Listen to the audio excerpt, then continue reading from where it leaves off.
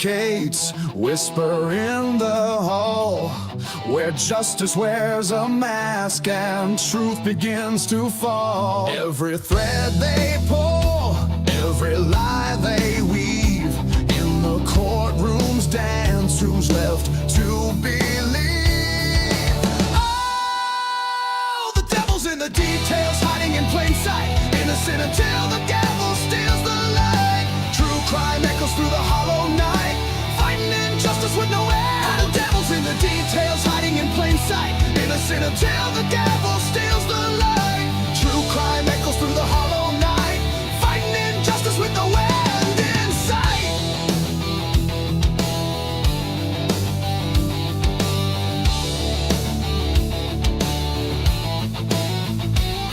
A photograph fades where the truth once stood, blurred lines between the bad and the good. The scales they tilt with every silver tongue, while the broken cry for a song unsung. Black robes sway like shadows on the wall. One wrong word and the mighty fall. Who's a sinner? Who's a saint? The jury's out, but the verdict's faint. Oh, the devil's in the details, hiding in plain sight, innocent until the gavel steals the light. True crime echoes through the hollow night, fighting injustice with no end. The devil's in the details, hiding in plain sight, innocent until the gavel steals the light. True crime echoes through the hollow night, fighting injustice with no end in sight.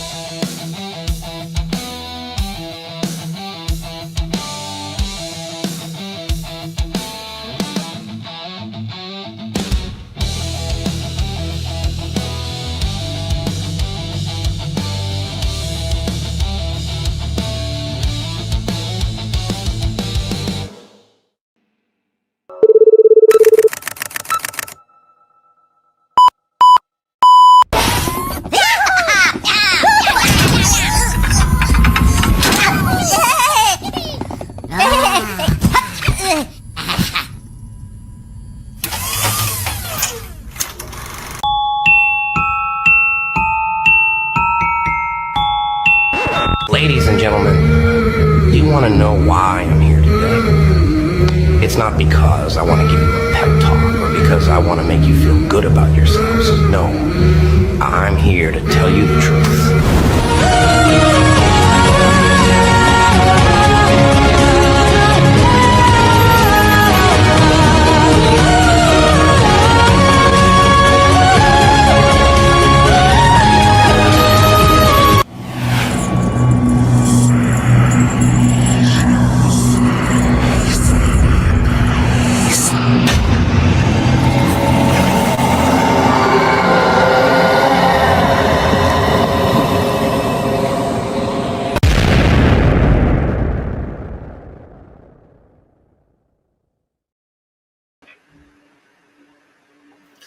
All right, let's do a sound check. Robin, are you there? Can you hear me?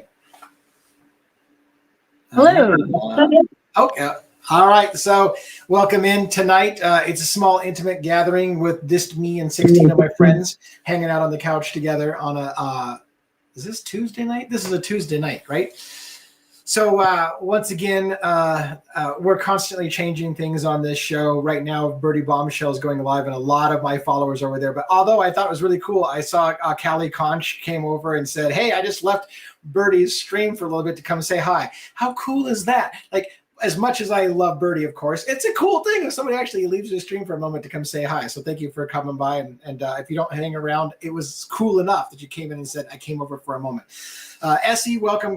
And Robin, by the way, thank you. I should have started with you. Robin, thank you for coming on the show tonight. And Essie is there. And thank you for watching the show. I'm looking forward to tonight, just hanging out. Like, I don't have a super lot to talk about, but I thought we would talk a little bit about all my cases. I'm going to talk a little bit about the 2 new videos that I dropped. And I'm going to talk a little bit of some branding changes and some things going on behind the scenes as we build a small, little intimate live. Like, the channel's not small anymore. I can't say the channel's small anymore, Robin, right? But the lives are still a little small. Yeah, the channel's good. The channel's in good health. I think we've done good this year. So pretty happy about that. Nicola is, or is it Nicola or Nicola? I always say it differently every single time. How should I say it? Nicola or Nicola? How would I get the emphasis on the right syllable? I need to know where to put the emphasis.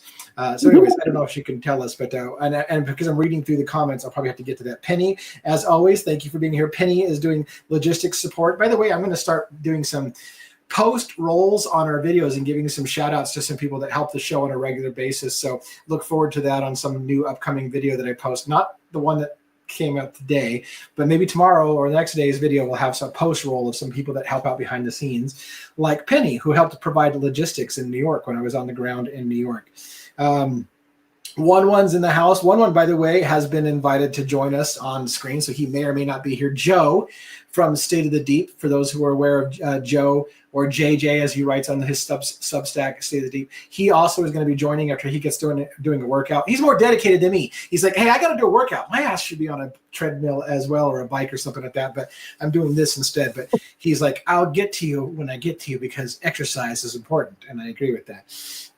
Who else do we have in here to say hi to? Boy, let's see. Kay says, welcome to Devil's Advocates. Thank you, Kay. I'm trying to remember, just plain old Kay. And there's Callie Conch again. I hope I'm pronouncing that right. Popped up from Birdie's Live. We talked about that a little bit. Jay Gamble, regular minion in the house and moderator. Again, we call them minions that help out behind the scenes. So welcome in, Gamble. And I know I was talking to Gamble backstage on the Discord channel before we came in here. And the song is great. By the way, wasn't it Cat Farm that did the song, or Cat's Mojo? I thought it was Cat Farm that maybe did the song. So yeah, Cat Farm. Yeah. Okay, very good. So that's a great song. I love it. I mean, granted, I think it's an AI generated song, but that doesn't mean that they didn't have a part in the creation, because it's a collaboration between AI and yourself. Unless she hired a band to do that song, in which case I really have to owe her a big one.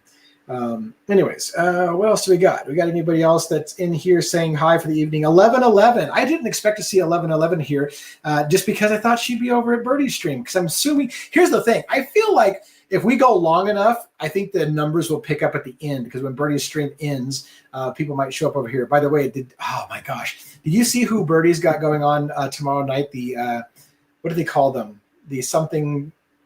Oh, those two girls. The lawyers. Something. Yeah. Yes. Like, why am I spacing on their name? I don't watch the custody twins, custody queens. Is that what it is? Anyways, one of those girls I was noticing just off that when I looked them up online, she looks like an older Kaylee Gonzalez. And I literally pulled up a photo of that girl today and Kaylee Gonzalez side by side, and it was eerie how close they are and looks. It's crazy. I should put that up on screen, but I'm not prepared for that at the moment. So 1111, thanks for coming in and saying hi. By the way, 11, if you want to join us tonight or any night for the future, I'm willing to give you an invite link. However, I will need your email address. And Robin, if for some reason 11 wants to come on tonight, she can maybe shoot her email address if she's willing to share that in the chat, and you can help hook her up with an invite, I think. Have you ever tried to invite anybody to see if you got those powers? Do you have the power to invite people by clicking on the backstage thing and inviting and sending somebody an email? If not, I know if you get her email address, and I'll invite her as well. I do not believe I have that. I don't know that you've given me that. I don't know that I can give you the permission, so it's either something you have or you don't. So I'll look into it and see about that. But anyways, thanks for coming in tonight, everyone. And again, it's kind of a loose format. I like the idea of having Robin on with me to talk and bullshit, and then Joe will be on later to talk and bullshit. Maybe one will be on later to talk and bullshit. 11 may come on and talk and bullshit. Penny could come on and talk and bullshit if she wants to as well. Like, I'm pretty open. I just want to be able to have a little bit more something to talk about other than me, because what I find is a lot of times I do what I'm doing now, which is I just lecture to people all day long. So let's put something up on stage. Let me remove the song and add this to the stage. Do you see that branding? Woo! That is the work of Amanda B. Amanda B has been doing some amazing stuff. Now, here's the thing. I did honestly struggle a little bit with this. I kind of like the darker stuff, the dark blacks and the oranges and the reds and all that dark look. And the Devil's Advocates doesn't mean devil as in devil worship or some kind of association. It means playing Devil's Advocates with the official narrative. And yet, and yet I love that look. I can't get over how cool it looks. And I'm like, well, I am kind of an adult show. I'm a little edgier. So what 11 wants to talk bullshit. What the hell does bullshit? I don't know what bullshit is. You don't know what 11, you would have to get on here to tell me what the hell bullshit is. Unless bullshit. Bullshit? Are we bullshitting or bullshitting? We're bullshitting. We're just going to bullshit tonight. Maybe that's what maybe she's doing a play on words. She actually has a way with words. So she's probably just being clever. So anyways, that's the new look, the new branding. We'll see if everybody complains about it. I know that we had some talk where they're like, you guys need to move away from this whole demon devil kind of thing, but it's kind of cool. And again, I am not evil per se. It might be a little on the bubble about whether or not I've got some evil tendencies. I don't know, but I'm certainly not obsessed with that kind of stuff. So yeah, let's take a look. Since nobody's here yet, except for you and I, Robin. Do you have anything? What's going on? What's going on? Well, here I just went to the next slide about the new look, the new format, but the same devil's advocates. But tell me a little bit about your week, Robin, and if there's anything that you want to share about what's been happening in the past few days for you. Well, I just think there's a lot of exciting stuff coming with the channel. You're lining up a bunch of different collaborations, and so if you're not subscribed to the channel, please do so that you can keep up to date. I'll throw a link in here so you can come join the Discord, and please like the video. As far as personally, you keep me pretty busy, so there's that. Wouldn't it be nice if I could pay you? Like you're keeping pretty busy, and you just pretty much do a lot of volunteer work. Unfortunately, I have to say that I feel like I don't intentionally, but I take advantage of a lot of people because a lot of people are giving a lot of time to this channel, and I'm taking advantage of people. I feel but the only thing I can say about that is it's not like I'm sitting here making hundreds of thousands of dollars and you're all getting nothing while I take advantage of it that way. Like if I was making money, you'd probably be making money, but and I'm not making money. So well, it's not anything where I can support somebody because I can't even pay my own bills. But anyways, for those people who think YouTubers are just rolling in the cash, sorry to break the illusion. At this size of a channel, you're not rolling in the cash. So what else do we have? So that's your week. My week was pretty cool. I'm really feeling good about the fact that I'm finally getting back into the role of things.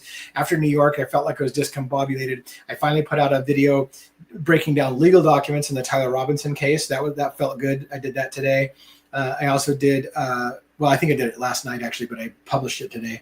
I also did some commentary on Brian Kohberger's case, Idaho 4. I know people are like, why are you still talking about that? That case is over. Well, maybe not. We'll talk about that a little bit tonight. But anyways, it looks like 11 is like, hey, Robin, you're awesome. So that's very good. I'm glad that you get recognized. That's the only thing I can do for you right now is to just recognize you verbally. And I'm not sure one has this phrase right. You can look but don't touch, touch but do not taste, taste but don't swallow.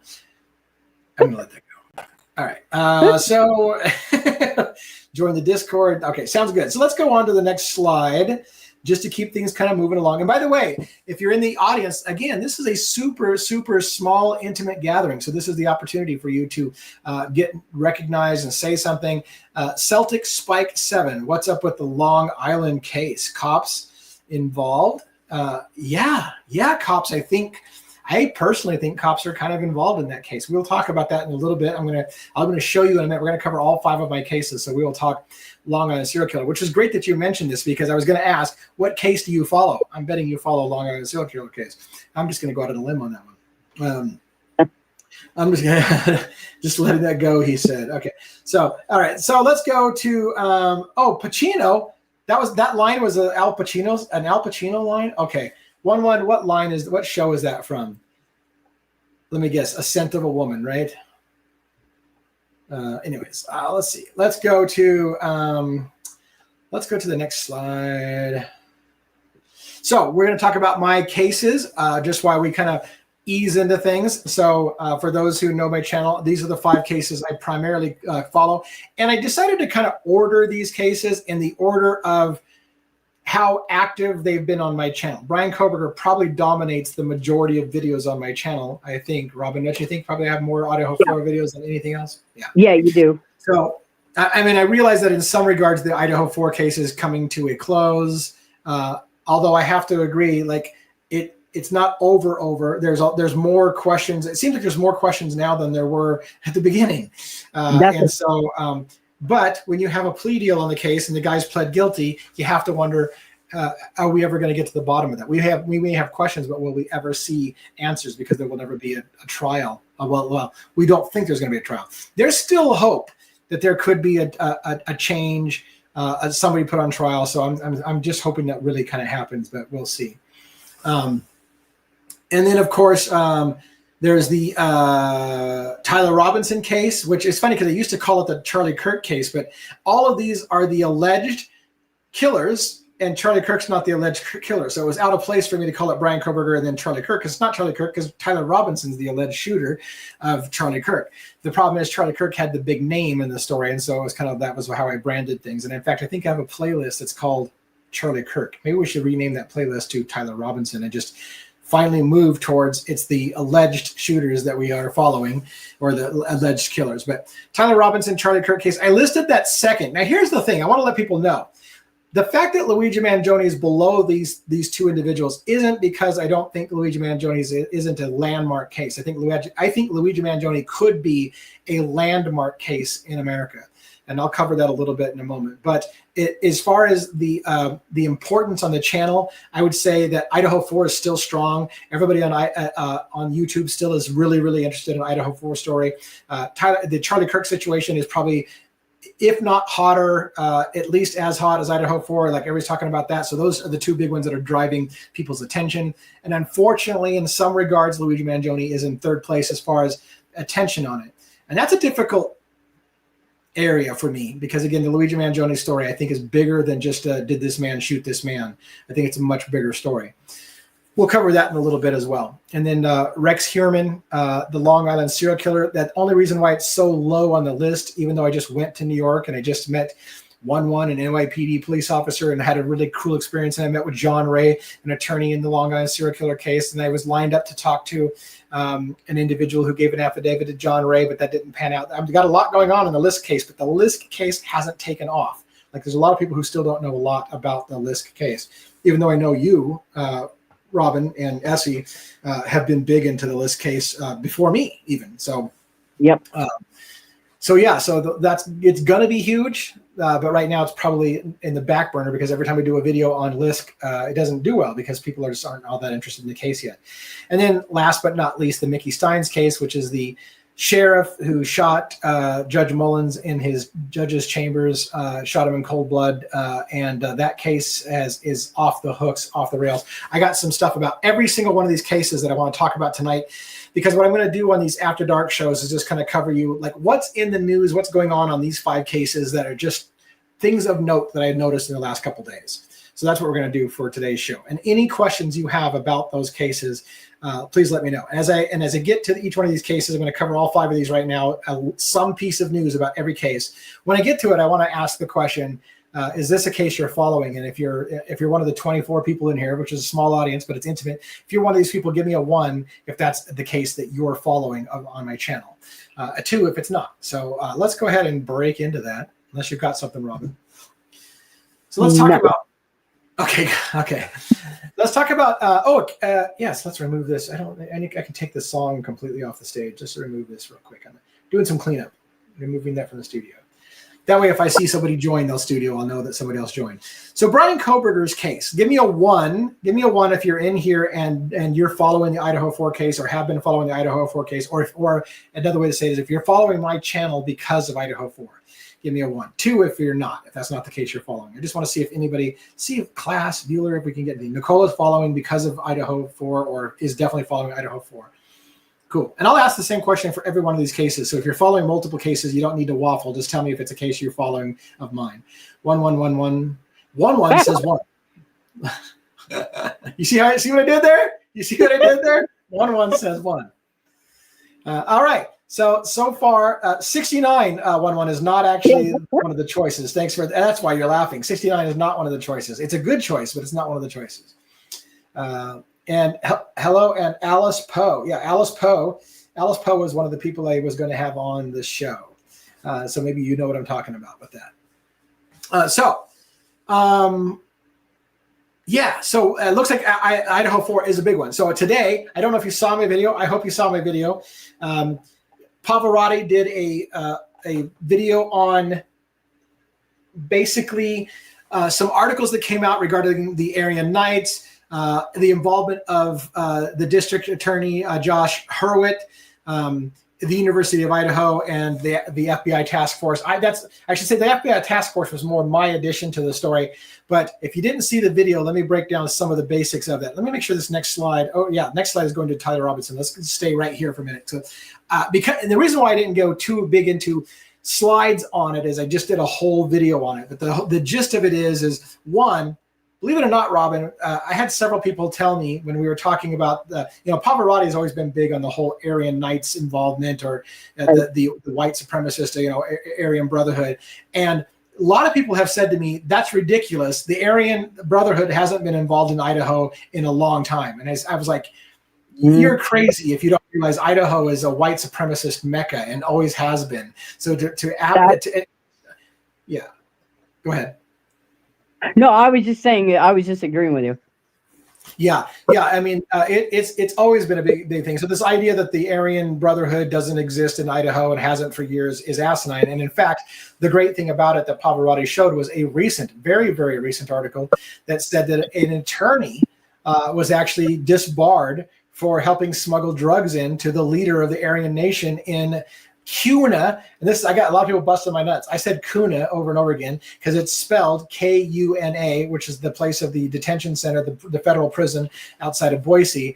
It's spelled Kuna. Wouldn't you pronounce that Kuna? But apparently, if you live in the area, you know it's Kuna. And so I had a lot of people saying, "Devil's advocates, it's Kuna."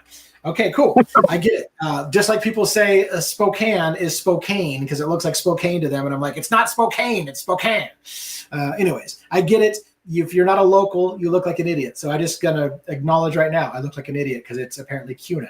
But anyways, Pavarotti has a great article, which was talking about an attorney who was caught helping smuggle in methamphetamine.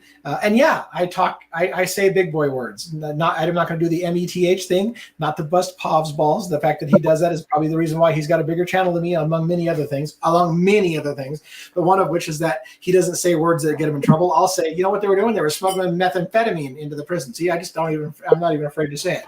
But anyways, the point being is that an attorney was disbarred for bringing in to the leader of the Aryan Nation. And they talk about the Aryan Nation leader ordering hits, having people killed in prison or attempted murder in prison, all kinds of stuff. All the stuff that basically Pavarotti has been saying for years, that there was an Aryan Nation, an Aryan Brotherhood element to this crime potentially, and that this was a hit on the house.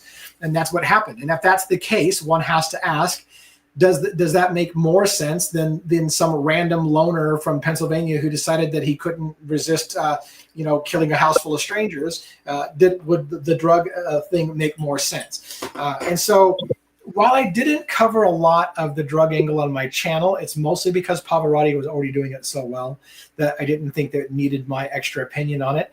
But as I was watching Pavarotti's video recently talking about the attorney that was busted bringing drugs into the prison for the area, and this is the big thing. This is what the caveat is, Robin. This is the one that I was really pointing out in the video. You saw it, which is, ironically enough, there's a lot of people who say Brian Kohberger wanted to work with the feds, came to Pullman, Washington, potentially in part because there was a big federal grant for the Department of Justice being awarded to WSU. And now, all of a sudden, some people think Brian Kohberger literally could have been embedded into the prison system because he's white and would fit in with the Aryan Nation. And basically, there's been a long-standing battle, including with Josh Hurwitz, the district attorney, who has been going after the Aryan Knights, the Aryan Brotherhood in Idaho for a long time. And so there's a scenario in which people say, Brian Kohberger was planted inside the prison system as this big killer, but he would be embraced by the Aryan Brotherhood, and that maybe he is working with the feds. I don't know how crazy does that sound to you, Robin? I wonder how crazy that sounds. I don't know. I think it could be plausible, especially because I think there's so much more to Brian than most people realize. Yes, so if we're going to talk about autism at all, Yes, but a lot of autistic people are very detail oriented, and your higher functioning autistic people have uh, more personality than you might think, especially on a more one-on-one intimate level. And a lot of those guys in there would find him very unassuming and maybe talk to him, like open up to him more, thinking, because maybe they don't realize, they might view him as a little bit of a simpleton, kind of, which Yeah. I think they're underestimating him, if that's what they're thinking. But I think, in a way, he could be a secret weapon. I don't know how, in my opinion, I don't know how you could really view Kohberger as a simpleton, considering he was a top PhD candidate. He was, you have to be recommended to the PhD program in the first place. The professor that recommended him had only recommended 2 people, and Brian Kohberger was one of them. He was a top mind, and he was going to be a top dog in the field. So I don't know how you could view him as much of a simpleton, because he obviously at least was good academically. But yeah, it's interesting to see what people's thoughts are on it. And again, Paul Varati has maintained that there was a drug element in this. And I remember early on there was the idea that it was a drug hit because 2 of the parents had testified against people. The Fetty brothers were a common one, that they had testified against the Fetty brothers and put them in jail for things, and that the retaliation was basically a hit, killing the children of the people that ratted them out and put people away in prison. And it makes sense. I spent some time thinking about it, but where Pavarotti lost me, frankly, at the early stages was that he was indicating that Kohberger himself back into drugs because he had a drug problem back when he was in Pennsylvania, and that he was back into drugs and maybe bought drugs at the house. And I just didn't buy that angle, and I didn't think it was substantiated. And so I didn't spend enough time on the drug angle that I should have, because I think the Aryan Nation thing has weight, especially today when I was looking at the whole involvement of Josh Hurwitz coming in late into this thing after 2.5 years of Brian Kohberger pleading that he was innocent and that he was factually innocent and he was going to fight it every way. All of a sudden, Josh Hurwitz comes in, and within a matter of months, they've got a plea deal, and he just accepts guilty and moves on. And I'm thinking that just seems like that whole plea deal happened because Hurwitz got involved. And then you have to start asking, what is with that story?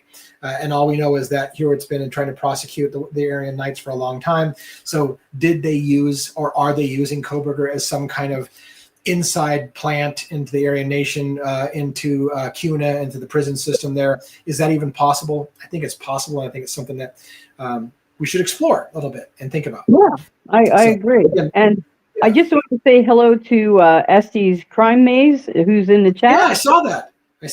Estes, in fact, Estes Crime Maze. I think if you would like, you could come up with this. Let me just take a real quick to see if I've got your email address where I can send an invite to you, just out of courtesy. Let's see here. I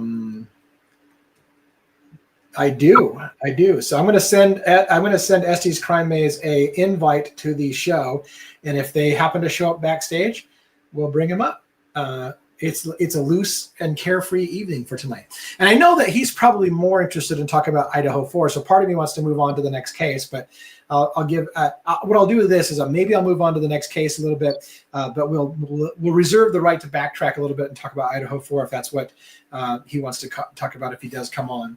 So again, I got some open invites out there for people who might join us. So let's talk about Tyler Robinson's case and what's different there. And again, if he comes up or anybody comes up backstage, I'll finish my thoughts here and then I'll bring you up. So in Tyler Robinson's case, here's what I thought was super interesting. I wish we had more judges like Judge Tony Graf.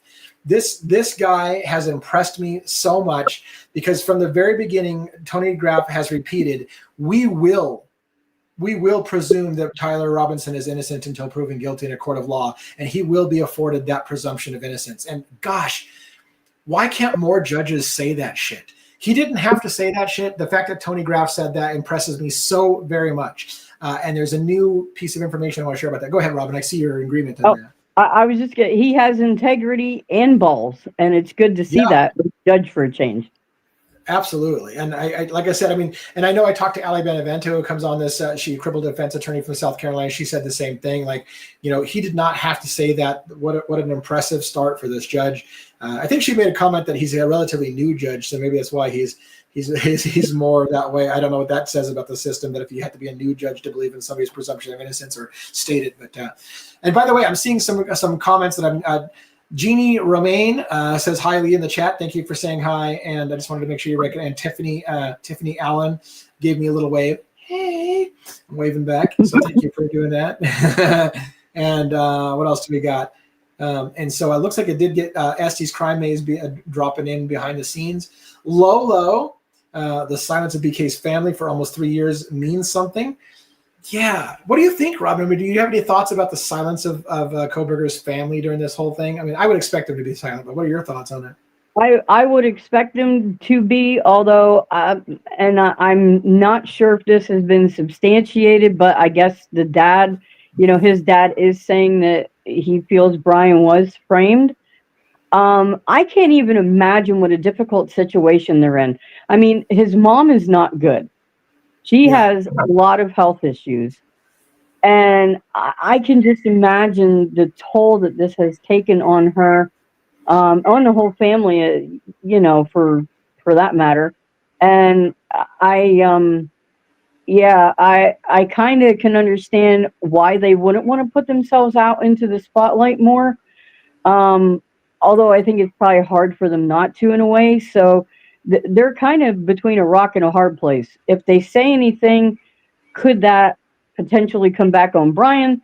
They're damned if they do and damned if they don't, you know, depending on which camp you're in. So, yeah. I mean, I would think that a lot of times families would be quiet, so I expect that. But anyways, I wanted to say hi to the new people that came in. I know that Kay basically said something here. I'll go back to that for a second.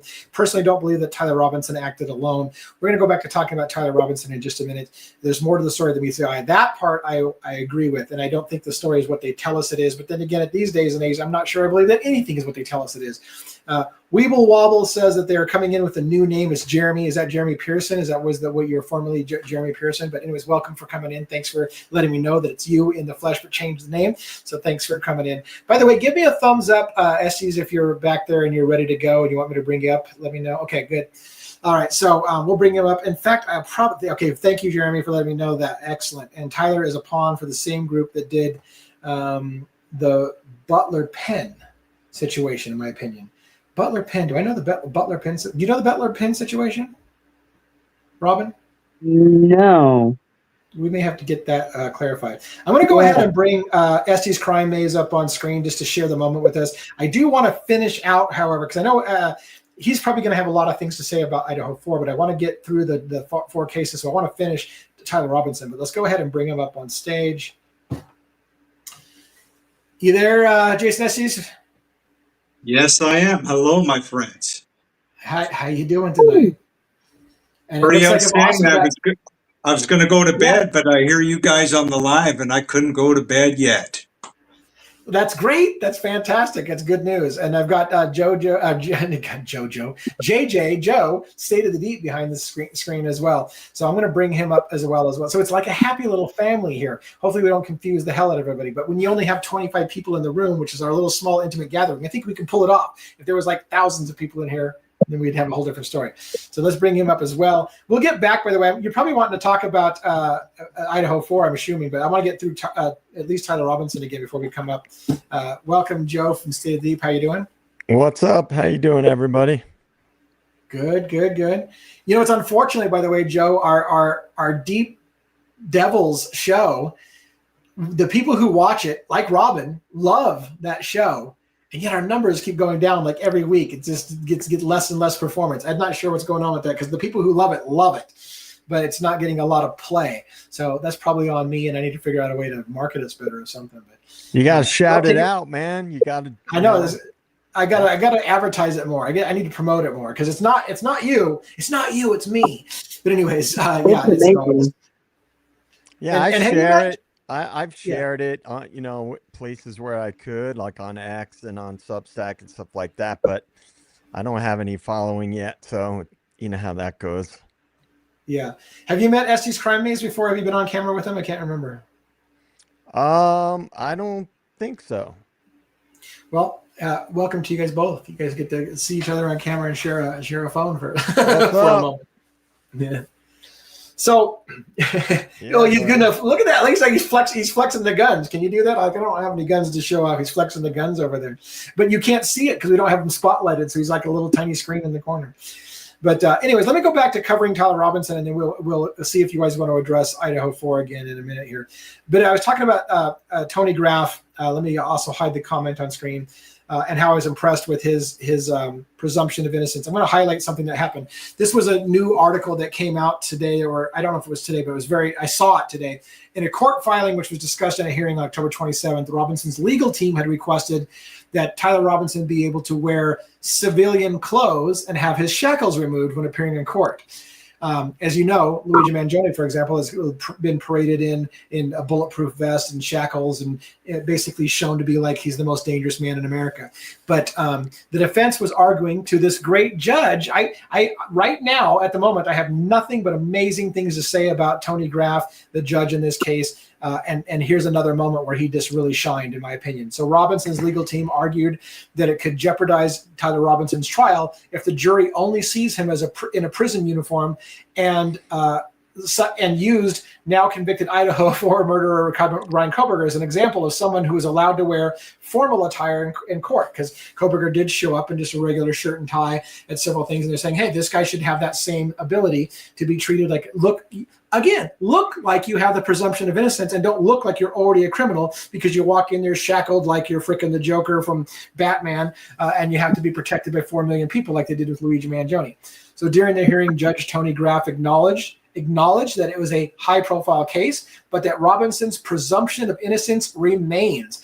Balancing these factors, the court finds that Mr. Robinson's right to the presumption of innocence outweighs the minimal inconvenience of permitting civilian attire. Now, that's a kind of a confusing statement. What he basically said was the prosecution saying, hey, look, we need to keep this guy shackled like an animal. And he's like, I'm sorry that's inconvenient for you, but he has the freaking presumption of innocence. And so you'll not treat him like an animal and make him look like an animal to the jury. He should come in there in civilian straight. Now, the judge did say that they can keep him in minimal shackles, but he will wear civilian clothes because he believes that Tyler Robinson should be treated like he has the presumption of innocence until proven guilty. And it is prejudicial for the jury to see him continually brought in prison garb and treated like he's just the most dangerous man in America. So again, kudos to this judge for doing that. That's basically the gist of that slide. There's more to it that I didn't read. Graf's decision comes after Robinson's team argued. Okay, that wasn't necessary. With each development in the case generating thousands of articles and comments online, the likelihood of potential jurors seeing and drawing conclusions regarding Mr. Robinson's guilt and or deserved punishment from obvious signs of pretrial incarceration will only increase. This is another statement basically from the judge's ruling. Given the pervasive media coverage in the case, the repeated and ubiquitous display of Mr. Robinson in jail garb, shackles, and a suicide vest will undoubtedly be viewed by the prospective jurors and will be inevitably lead to prosecutive juror perception that he is guilty and deserving of death. So again, why can't we have more judges like Tony Graf, who believes in the presumption of innocence until proven guilty? Kudos on that. You guys want to weigh in on that a little bit and let you guys have some thoughts on that free form? I just want to say thank you for putting me under the explicit content banner. I feel good about that. You deserve it, sir. You deserve it. There's definitely a parental advisory. So I appreciate whenever that. Whenever you open your mouth, there should be a parental Thank advisory. you. What do you think, guys, about Tony Graf? Do you agree with? Do you feel as passionate as I do that it's nice to see a judge presume somebody's innocence, that we shouldn't bring him in orange jumpsuits and shackles, or are you kind of the mind that he's guilty, so screw him, he should come in shackles. He shot somebody. Like, what were your feelings about that? Can I just jump in on this real quick? Yeah. I think. See, I'm a little bit sort of biased right from the get-go because I think I've been pretty clear about this, that this is an op. So anything that's done, as far as I'm concerned, in the courts is a charade, because if it is in fact an op, then everything else that follows it is just a charade. Yeah. What do you think about it, Estes Crime Maze? What's your thoughts on that? Well, I agree with your statement there. The weasel. No, I'm sorry. Who's the man that just spoke? What's your name again? Joe, Joe from State Hi, of the Joe. Yeah. how's it going, man? Hi, Joe and Robin and Devil's Advocates. I agree, but I think I just wish there was more jury trials or juries involved somehow. If we could get them involved, you know, you guys have the amazing U.S. Bill of Rights, of course, there, and in Canada we have the Canadian Bill of Rights, which allows, you know, a jury. But the government wants you to think that you always have to appear before a judge. But as you guys know, when you appear before a judge, often times, anyways, you have to appear before a judge who answers to the government, paid by the government, and basically answers to the swamp. So you got to be careful. That's all. Yeah. So, I mean, Robin, do you have any thoughts about the whole judge thing too, as well, or? I just agree with you that it's just too bad there are not more judges who are willing to stand up for the Constitution and for the rule of law and to treat defendants like real people, because they are. And until the facts of the case are presented, and you know, so we can't just assume that they're guilty and treat them like shit. So yeah, and then you know, and conversely, yeah, go ahead, Joe. What? No, I'm good. I didn't say anything. I thought you must have sneezed. You got under that. Unlike Luigi Mangione, who has always been appearing in like these big orange jumpsuits and shackles, surrounded by men with assault rifles that are a foot taller than him, because they want him to look like he's the most dangerous man in America. You know, even when he's in I don't know if you can see it on the image. There's a small image of him in a green sweater and some loafers. You can't see the loafers in the picture. Yeah. But even so, he was shackled in his feet very clearly. Has his big, you know, suicide vest / bulletproof vest, depending on how you want to call it, on, treating him like he's super dangerous, flanked by officers and stuff like that. So even when they let him wear somewhat civilian clothes, it's clear that he's considered super dangerous. And the last time I think we saw him on camera, he was in tan prison jumpsuit.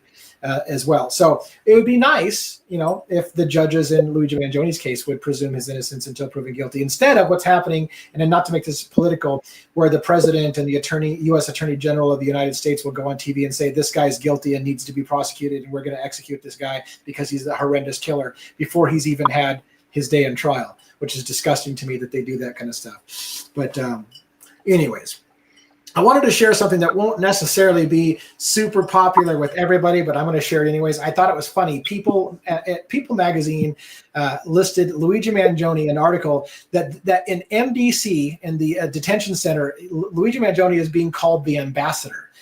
It says that guards and prisoners alike love Luigi Mangione. He's considered the ambassador because anytime anybody new comes to the prison, Luigi's the first to greet them. He tells them the rules of the prison and what they need to do or don't do to get themselves in trouble. He's super friendly to people. Everybody loves him. The guards love him as well. And it's super interesting. They had this comment here. The 27-year-old has also made a point of helping out other inmates when they first arrived at the facility, according to Adala, who had previously represented the likes of Harvey Weinstein and former MDC inmate Ghislaine Maxwell. He actually has been extremely nice to brand new people. He goes in there, Adala says, of Mangione, adding that Mangione is being referred to as an ambassador for the facility. When people get there, they don't know what the heck's going on, and he's kind of the one who welcomes them and does his best to allay their fears. And, you know, he kind of shows them the ropes of what life is in the Metropolitan Detention Center, and what to do, and sometimes, more importantly, what not to do. They said that this person says that a number of clients that served at NBC says that it's difficult adjustment when a person ends up at these facilities due to their fear of the unknown and not knowing literally when it comes to how to use the bathroom, how to get food, how to go to the commissary, how to get your toothbrush. Luigi Mangione tells people how to do all those things.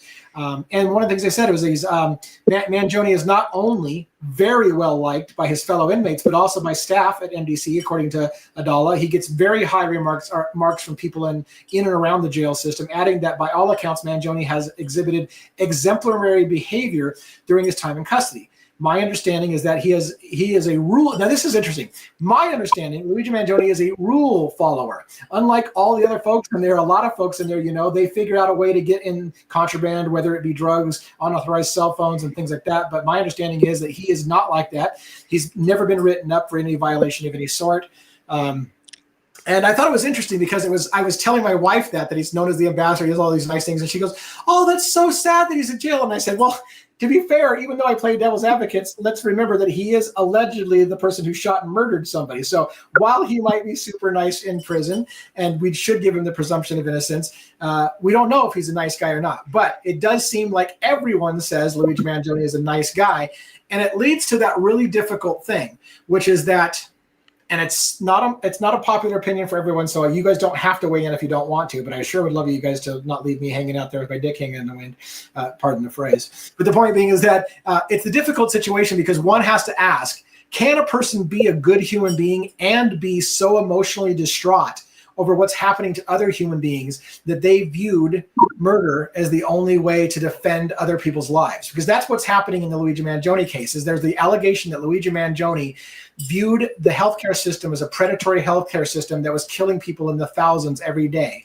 And therefore, do we just look at the act of murder and say, that guy's a murderer and he's a piece of shit, he needs to be executed? Or do you say, I understand that you can be a good guy and have done something because you thought it was the right thing to do? And it's a really difficult situation. Now, if you guys feel comfortable weighing in on that, please do so. If you don't, just sit there like crickets and I'll do more talking. I got to recuse myself because I'm biased. Because of what I said before, because I don't think he was the guy.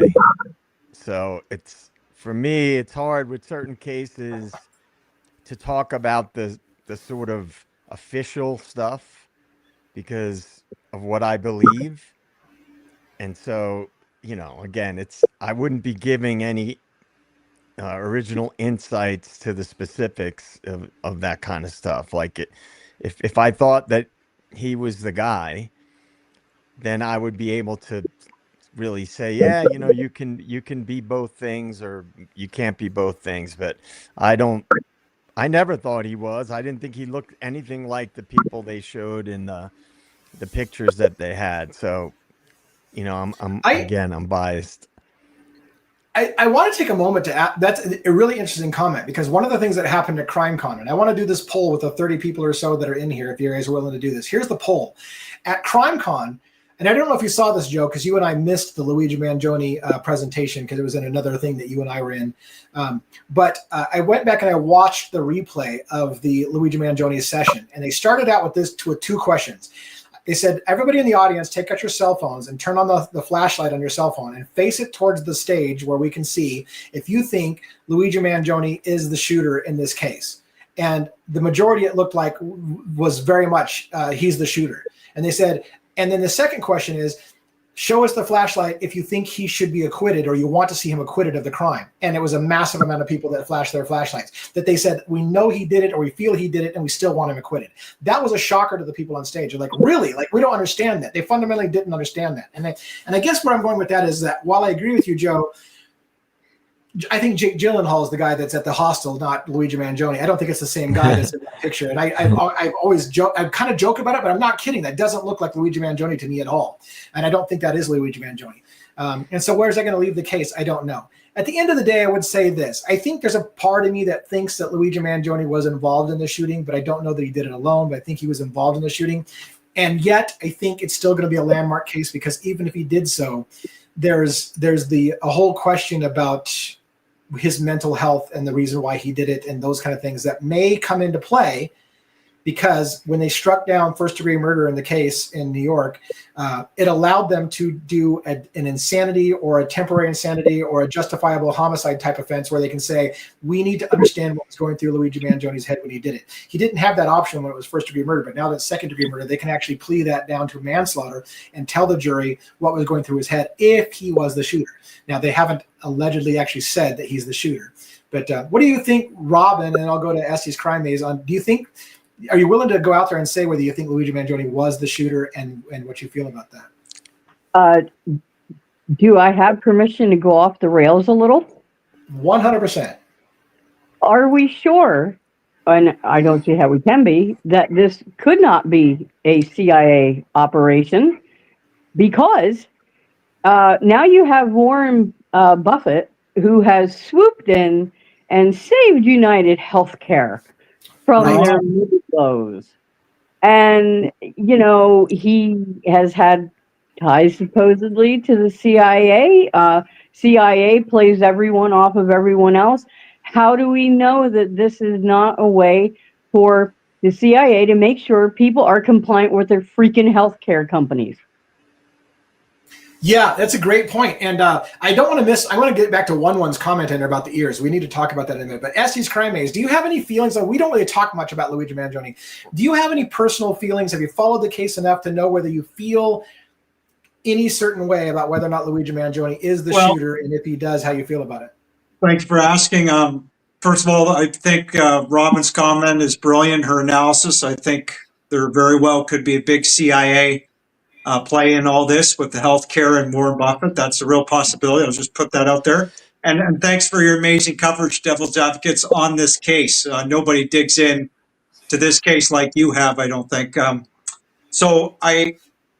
was I going to say? Oh, I was going to ask you all three of you, what does Brian Kohberger and Luigi Mangione, I'm not even pronouncing his last name right, sorry. What do those two have in common? Do you know what it is off the top of your head? I mean, I have to stretch. They both have good educational backgrounds, but I'm not sure what else you got. That's it. It's pretty easy. Yeah, you hit it. So I guess the reason I bring that up is, as you already know, I think, is we've said it before, that often the intelligence community, especially CIA, will embed at times very intelligent people in those high academic positions and groom them, almost like manufacturing them to do even sometimes, as you know, unalivings, murders. So did that happen in this case? I can't really say yes or no, but I think for sure there's a big intelligence operation on this, unfortunately, tragedy. Well, and let me support that a little bit. One of the things that it's convoluted and it's not something I talk about a lot, but there is a history of the Department of Justice trying to go after United Healthcare in particular and the entire health industry for their predatory practices. And the Department of Justice was going after the United Healthcare company in particular for antitrust violations, for monopoly violations, for these things like that. And they were under investigation. Both Brian Thompson, Andrew Whitty were under investigation by the Department of Justice. There's a whole stink about them selling off stock before the public found out that they were under investigation by the Department of Justice. And so where I'm going with all that is there's a logic to be made that the government, the US government, has tried to fight the health insurance industry for years, and they keep failing. The health insurance industry is too big, has too much money, and beats the government at their own game. So could you see a scenario in which somebody inside the government literally would hire an assassin to take care of this problem a different way, since legislation can't do it and they can't seem to prosecute the thing? So there's a logic that could say that the government hire somebody and train somebody to assassinate the head of a health insurance company to shed light on the predatory practices of the industry. Maybe that's crazy, but it's not outside the realm of possibility for me. Well, and that's the thing, right? Without going into a lot of great detail, because I don't want to get these agencies pissed off at me, God forbid. But there's still a lot of good people in these agencies. But the CIA, I guess you could say, they are, as you are alluding to, part of the government. We could go into the whole history of the CIA one day, but we got to be very careful. So, anyway. Well, Joe and I tend to do that kind of stuff. Joe and I, when we go into the deep devils, we end up start talking about the deep state and the history of the CIA and the FBI and all like that. It's vitally important to educate people on that, as you know. So, well done, both of you, on doing that. Hey, DA, I wanted to jump in on that and just say a couple of things. In my opinion, because as far as I can recall, Brian Thompson was supposed to testify in an antitrust case, correct? Yeah. Yes.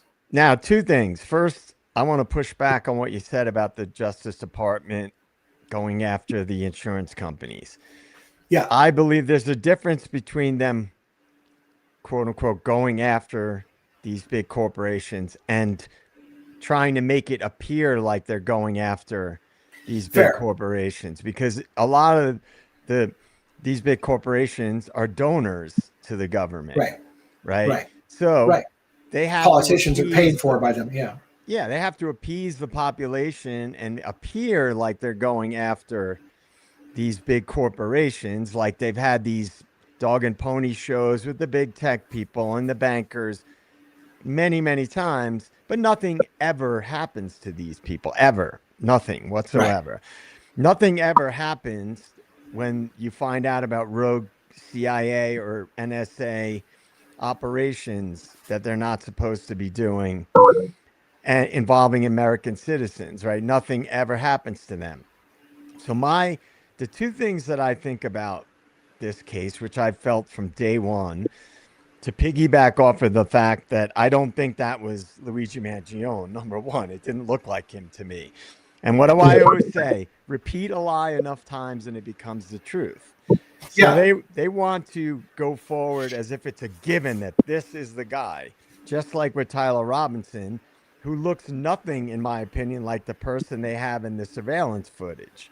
It's not the same guy. But if you keep making it seem as if it's accepted that that's the guy, then it just kind of gets washed away and that becomes the accepted truth, like the Overton window, like that's the guy.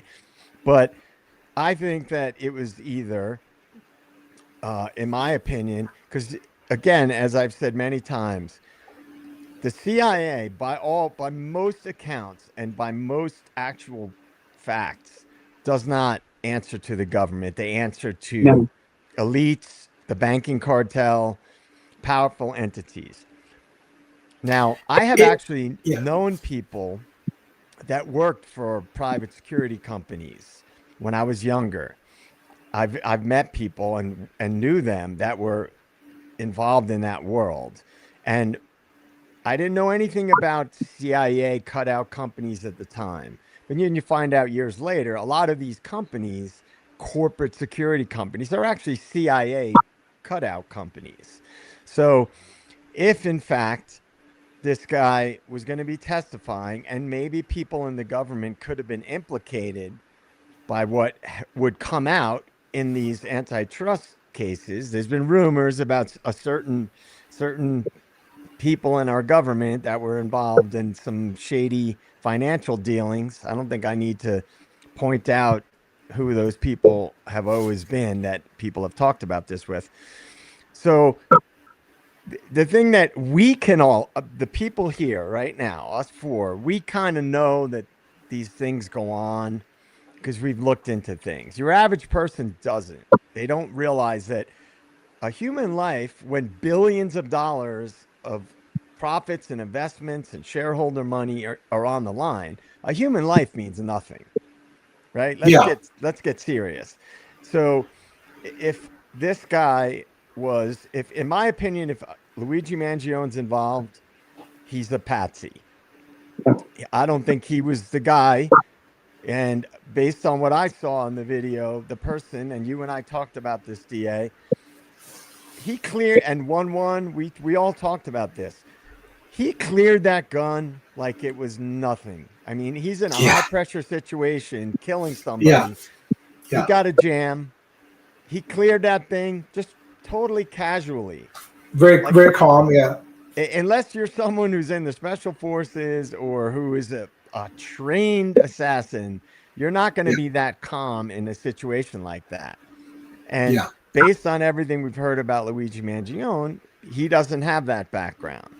So and I agree. It did have the look of a professional hit. I waffled a little bit on it and said that I don't know that it's terribly that you need to be terribly that good at shooting a gun to shoot somebody at point blank range in the back. That's not a difficult shot. But as you said, the clearing the jam, when you've just taken a human life, presumably for the first time, a lot of people would freeze, panic, whatever.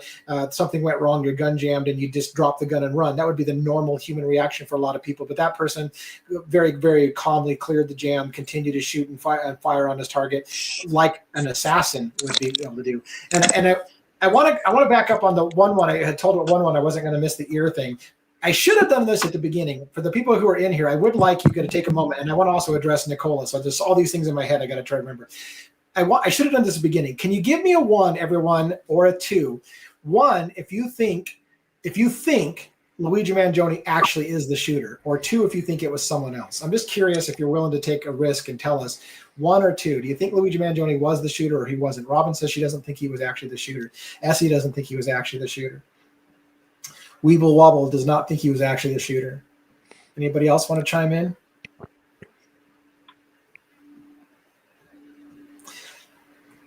I'll give it just a moment. So I'm going to ask a follow-on question for the people who say they don't think he was the shooter. If he was not the actual shooter, give me a 1 if you think he was involved in some way. That maybe he wasn't the trigger man, but he was involved in some way. Or 2 if you think he wasn't involved at all.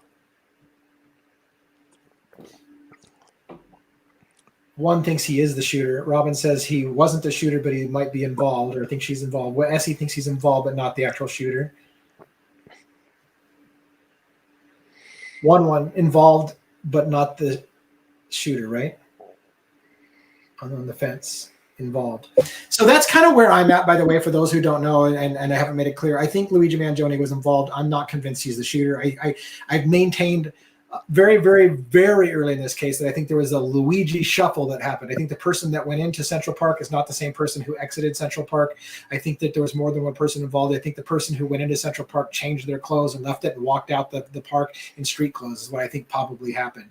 And that person's long gone and in the wind. So now the question is, why would Luigi Mangione purposely take the fall for something he didn't do? This leads us to the things like the book and the movie, How to Blow Up a Pipeline, where a group of people pulled off a crime and then allowed somebody, or basically agreed that one person would take the fall for it so that the other people could go free and do it again, which leads to the question, is this going to happen again? Is there a shooter out there in the wind somewhere?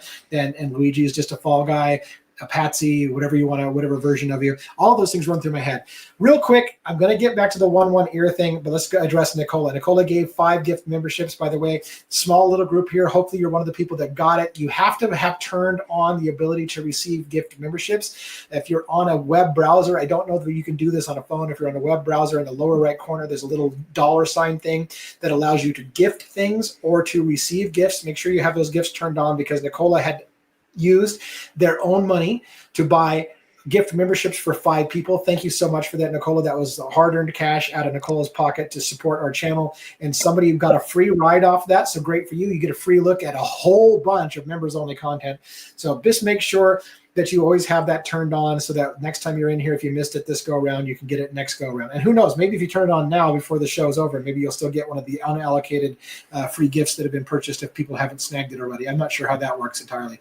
1-1's point, by the way, was, as a law enforcement officer, 1-1's NYPD officer, and I'm kind of referring to him as kind of like a consultant to the show, but we're not listing his actual name for his own, because he can't represent, right? He can't represent NYPD in official capacity, but he does work for NYPD. I've verified that he works for NYPD, so I know that this is not somebody who just blow hard out of his ass.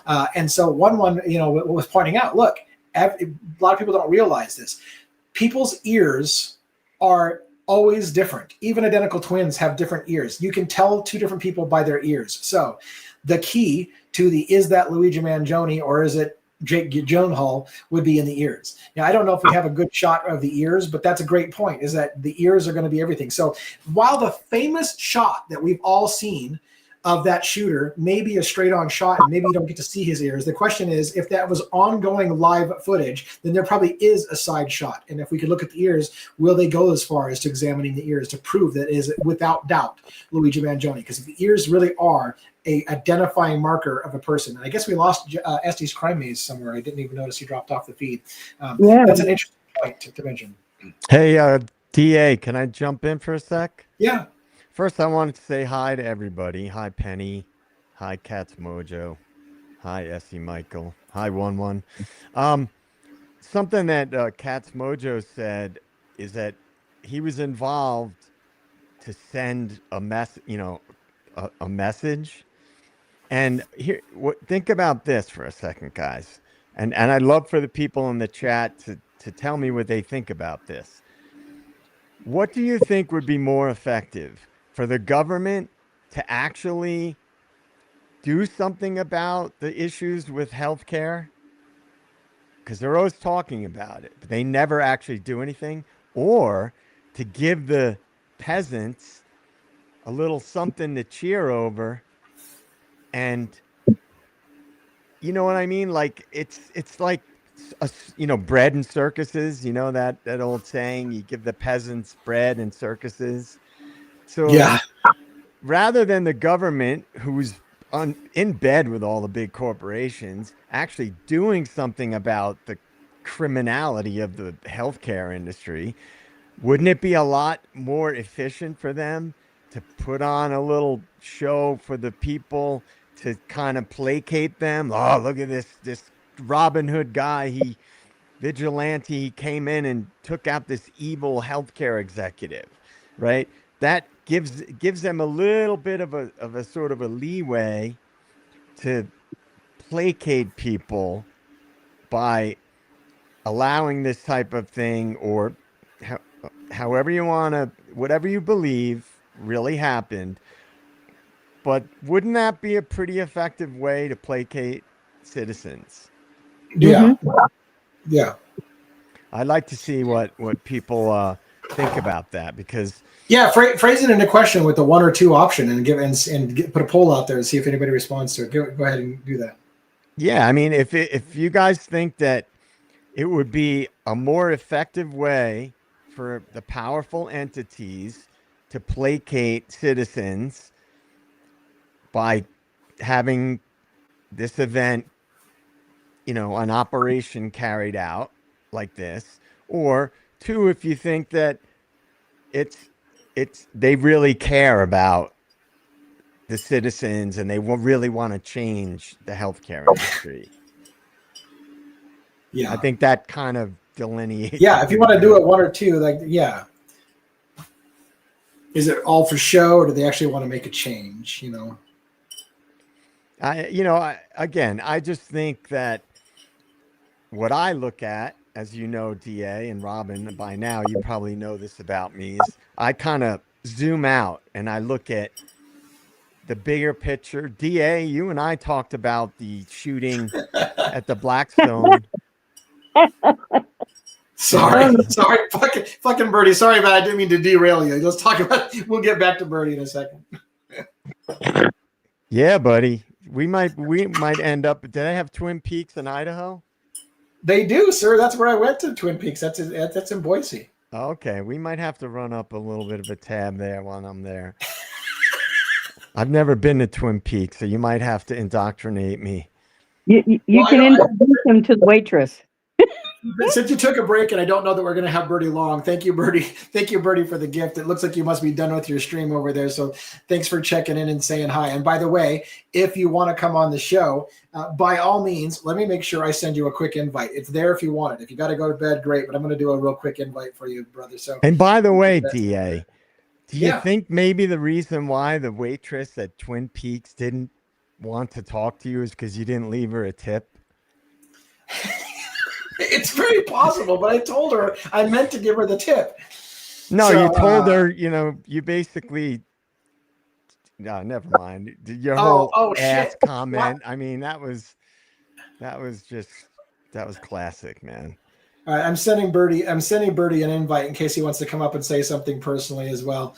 It was funny. I blanked. I was like, "What the hell's Birdie's address? How about you type in Birdie and start there? That might be a good way to get him invited to the show." So anyway, yeah, it's very cool to have Birdie dropping in. And you were in the middle of a thought, Joe, and I think I derailed you entirely. If I did, I've got another thought. But if you can finish your thought, even better. So.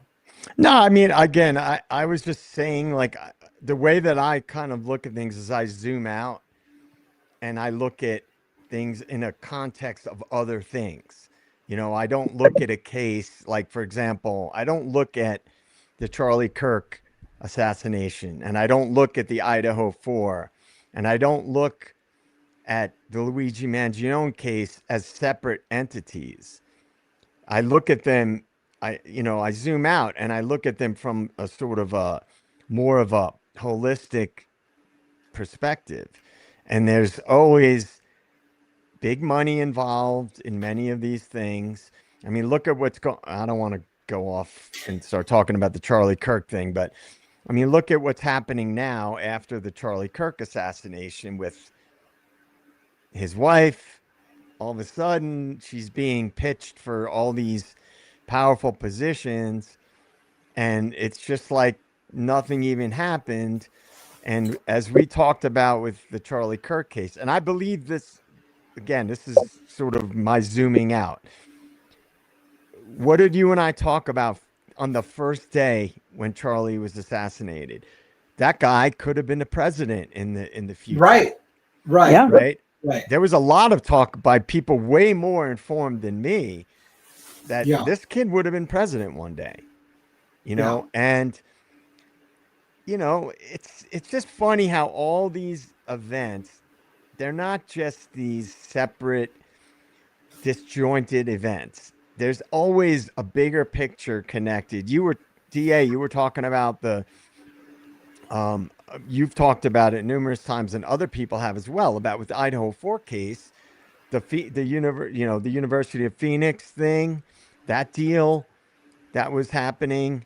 You know, we've talked about that in the past. Like, that was a multi-billion-dollar deal that was potentially in the works. Now, I don't know how far along that deal was, if it was in the works or not. It was definitely something that was spoken about as something that might happen. There's always a lot of money involved in these things. So anyway, I digress. Well, you know, it's good. And by the way, we've got Birdie backstage. Birdie, give me a thumbs up if you're ready to come up, or if you're in the middle of mid-stroke. Okay, good. I'll bring you on up. So it's Christ. Oh, good. He's got the explicit content banner now. I mean, it looked like you had a little something going on. I'm like, I better let him finish that video he's working on there now. No, please. No. Man, you can see, dear. Come on, man. Yeah, DA, you got this. I know. I did. You know what? I need to take that off. I mean, everybody should know by now that it's an adult-oriented show. So I had that. I was under the banner before, so you were actually to the side behind the banner. Joe, to be fair, on my screen, you were to the side of it, so it wasn't blocking you. With Birdie, so just to let you know, in case you're thinking I'm disrespecting you, it didn't actually cover your face, but Birdie's off to the side a little bit, and he was covered. So it wasn't that I'm like, oh, I'm going to remove that for Birdie, but Joe's not good enough. It's just that you weren't covered by it, and Birdie was. Well, when you put something on the screen and you put us in the little windows, it was like right over my genitals. It said explicit content. I'm not sure it was on your genitals. I was proud. I was proud to have that. Thank you. What's up, Birdie? How are you doing tonight? Oh, I'm doing good. I just got done with my stream and I saw you were live, so I wanted to come in and drop the super chat. I got a little bit of time here. I got literally 1 hour of sleep last night, probably. Oh shit. Yeah. Shit. So I'm exhausted, and dude, do you ever have it where it's like I'm laying on the couch and it's like you're so zoned out, you know you're not asleep, your body's still probably resting, but then it's also like you look at the clock and you're like, oh my god, I got to get up in 30 minutes, and then I get like this panic. Yeah, I'd rather almost like sleep through an alarm than wake up a minute before it. You know? Yeah, no. I'm that way, and for me, it starts like 4 hours before. Like, oh my gosh, I got to be up in 4 hours. Oh, I got to be up in 3.5 hours. Oh shit, now I got to be up in 3 hours. And I just do that until it's nonstop. I'm like, well, shit, I guess I'm just gonna get up now. So if I look at the clock, I'm in trouble. One of my buddies in college said this to me, and I think he had said that his mom taught him it. It kind of does work when you're not able to go to bed at a reasonable hour, and you know how everybody gets like that panic that ensues, like what you just said, where it's like, oh man, I'm gonna be so tired tomorrow. Yeah, like 3 hours, 4 hours. He would frame it in the light of, what if you got told that you could take a nap for 3 hours? So rather than it being, 9 at 10 at night, you say, oh, it's 10 in the morning. I get to sleep till 1 in the afternoon. It mentally tells you like how much more sleep that is, instead of thinking it for nighttime. It kind of works. Good idea. By the way, I want to know, I have to say, I'm literally lifting my leg and pissing on Joe tonight because I had put him over there in the corner and I put a screen over him. I didn't want to say anything about it. And now I'm sticking him behind the wall of comments. Yeah, thanks, man. I owned you, bitch. I'll put you in the corner. Thanks, man. Nobody You puts really Joe in the put me corner in my except for me. place, man. I shouldn't have told you about the not tipping the girl. Yeah. I mean, I can take it off screen and then you're not covered and I can just bring it up when I need. That's what I need to do. At this point, you're so far in the corner. I just need to bring it up but anyways, I know you're going to go behind the wall. It's just the way it is. You know what you're going to do? You have to shift yourself to the left a little bit. And it looks like we got one backstage. Chat, so I don't feel so bad. Yeah. We got a busy Joe, it's room. nice I was just going to say, it's nice to meet you officially on stream. I don't think, because I was only up here with one or did I come up here with you before, Joe? No, man. No, we've never made No. acquaintance, brother. I'm a fan. Thank you. Yeah, I've watched some clips of you and DA, and I've popped in before. But no, when DA had said, "Hey, you want to pop up?" I'm like, "Oh, I would love to come up and now see him squirm about the Twin Peaks story." Look, Joe actually lifted himself. He raised himself up and moved a little to the side like a fucking professional. He's right. You look at you. You're right. Oh, It's your wait a minute, comment, wait a minute. Hold DA. on. It's your because- comment. You're right. I'm wrong. He's not a professional. If I take, I this barely comment moved away, at all, actually. You're right. You're right. My bad. You suck. It was all me. I controlled that shit. Why are you going off on this guy? He seems nice. You know, Joe is great, and I wouldn't bust his nuts if I didn't know him well enough to think that we can get away with that. I'm going to bring one up as well. It's going to get really crowded on the stream, but while it's a rare moment to have everyone on screen. I'll just be a disembodied voice. Okay, I could do that. I think. Hey, Birdie, I'm going to buy one of your MSNPC shirts, man. Love it. That's so. Robin, can we still hear you if you're made? It happened with DA on stream. It was right. I think if that's how I remember it, right, I was ranting about something and I'm like MSNBC. No, it's MSNPC, and then it just became a thing. Yeah, those are. They turned out good too. I'm excited too. We got some newer designs coming from artwork in the Hive that people have made, and but yeah, no, that's awesome, man. I'll represent. I'll wear one on one of the videos DA and I do for sure. Hell yeah. That's awesome. You know what? Robin did you a favor by stepping down, Joe, because now you went to the upper right quadrant, and now we're stepping on Birdie's face. I feel very masculine. Again, he's off to the left. It's like Birdie knows what he's doing. He's off to the left. He's just off to the left of the chat. That some bitch knows what he's doing. Yeah. Hey, one. How you doing tonight? By the way, I didn't even acknowledge. How is everyone? Hi, Birdie. Hi, JJ. Hello, everyone. One. Smoking my cigar. I love it. I was going to ask one a question. When DA and I were on stream, because you guys hung out in New York, right? And I don't want to completely hijack this because I only got 5-10 minutes here, but you've heard the Twin Peaks story. You saw him riding the bike. You can't tell me that just like shut off when he was with you. What do you mean to shut up when he was with you? Like you can't just go from like the Twin Peaks Rizzler, you're stealing e-bikes, so I feel like one probably has a story, especially the fact you guys went to a gun range. You know what I mean? Like, oh my gosh. Did you actually Joe, it's a stick. I was good, right? I wasn't a criminal around 111. No, it was good. It was good. Had some fun with some AR rifles, and it was good. We did a search for dumping some bodies. That was pretty good too. Oh, really?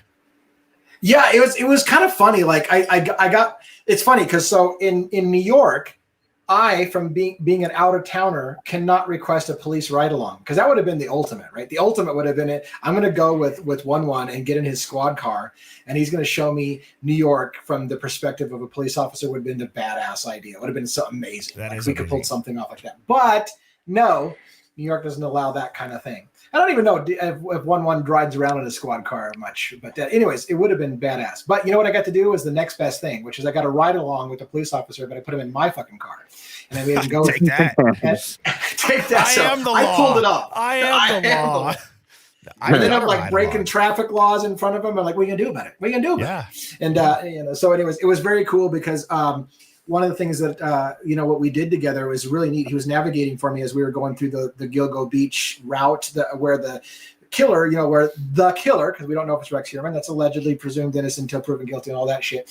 But one was literally reading a document and said, look, he picked this area because there's a large median between the two sides of this road where in this particular stretch, oncoming cars couldn't see it. And we were literally driving past it and go, holy shit, there it is. Like you can literally see you are 100% blocked from this side of the road. What a great stretch to have done it on. And it was just a really cool moment to drive that thing. And I made him a little uncomfortable, or at least I tried to, by saying, by the way, you don't know this, but there's a body in the trunk and we're going to find a place to dump it along the road. He took it in good nature, but it was really cool just putting that eyeballs on the scene and seeing what it looks like and say, what would the killer have seen that night? And it was pretty cool. Hey, one real quick. How did DA shoot? Oh, good question. He was fine. Was Well, he dude, flapping you his might feet? He was fine. Let me tell you a little bit about the gun shooting thing. I was nervous as hell touching firearms that I've never touched before. There was an instructor. I think he was NYPD as well, right? One. Yeah, that taught me. Yeah, the guy that was helping you. He works in my precinct. He's actually president of the long rifle. We have a team. It's called the NYPD Long Rifle Team. So he's actually the president of the team, and he would have stayed with us even longer, but it was family day, and he had to kind of oversee everything that was going on, but he was able to help enough. I'm a storyteller, so let me tell you about this. This guy was a monstrous, large human being with a huge hand and the biggest grip you've ever seen. Like, he would come in with the handshake and he'd like, wham! And he would just hit you at like full force and just crush your hand. And I'm like, crap, dude. Like, are you trying to intimidate me? This must be a cop thing. Totally, like, just a big dude with a big meaty paw. But what a gentle guy. The guy taught me how to shoot every firearm, super walked me through everything like I wasn't an idiot, even though I was. And the first time I shot each weapon, I probably shot like 4 rifles and maybe 3 or 4 pistols. But every time that he would teach me something, I thought to myself, I was so nervous, but by the 3rd time I fired it, I was getting pretty good. At least I felt I was getting pretty good. I was like, don't film this when I'm trying to figure out how to shoot the rifle. But by the 3rd time I went through the clip, I'm like, oh, I got this. Like, I could actually breathe and relax, and it was great. But the first ones sucked like crazy because I'm like, I was so intimidated by the weapon. But anyways. There's some comedy gold in the comments, by the way. You can't escape it. You can't escape it. Guns are nothing. Oh, like God. The tickle bitties have reached me in this room. What? Oh, my God. So, I can't do that. DA, Nothing like tickle bitties. DA, some of the art that has been made in our Discord, right? It's amazing. Somebody made this I'm seeing a lot of art over on my side. I wonder if it's the same people making the art. What's that? That's awesome. My titties never felt so good. My titties have never felt so good. This is such a oh man. One when so when you go to the range, do you get like free rounds, or do you get discounted ammo, or how does that work? Well, this that's the thing, isn't it? this is what I took him to. It was it's a club event, but I got you. But like the actual qualification type, which actually, oddly enough, you brought it up. I actually just went yesterday. No, they give us the rounds. Yeah, but the rounds with Lee, no, those were all rounds that I had to purchase. So. Dude, speaking of gun clubs, one of the most fun things that I've ever done was I went pig hunting with my dad down in Abilene, Texas. Super out of my element. I think I've said a little bit about this, but like, I was 20 and I'm like, oh, these old guys hiking out onto the land, like I'll be fine. And we had to spray ourselves with sow piss and hike 2 miles. Okay. If you had to shit, you had to shit in a cat box and like freeze dry it. Like this guy was like over the top serious about it. But one of the coolest things that he had on his property was like a tripwire, like clay pigeon course. It was almost set up like 9 holes of golf. So you would walk this path and you would literally go through like a laser tripwire, and then he would have the clay pigeons shoot out from somewhere different each time. Nice. Which is also, it's kind of dangerous too if you think like you're going by yourself when you do it. But I did think of that when DA was talking about him at the range, where it's like DA just pointing his gun at absolutely everything shooting. But well, I didn't point the rifle in the wrong direction, so I didn't have anybody yell at me, which was great. There was a young individual there that was being taught, and she like after she fires, she like turns around and points it at everybody, and their dad's like, "No, God!" That young girl, yeah. Yeah, that's like the what do they call that? Like trigger discipline. Like I think one you've tuned in, Joe. I don't know if you have. My dad was a gun salesman, and so growing up, like we always had guns all over the place, but he was still like the most strict dude ever about it. If anything, he was more strict than probably people would expect with it, even though we handled them all the time. And that was one of the things that he always would talk about, treat every gun like it's loaded and very, very cautious about your finger. Yeah.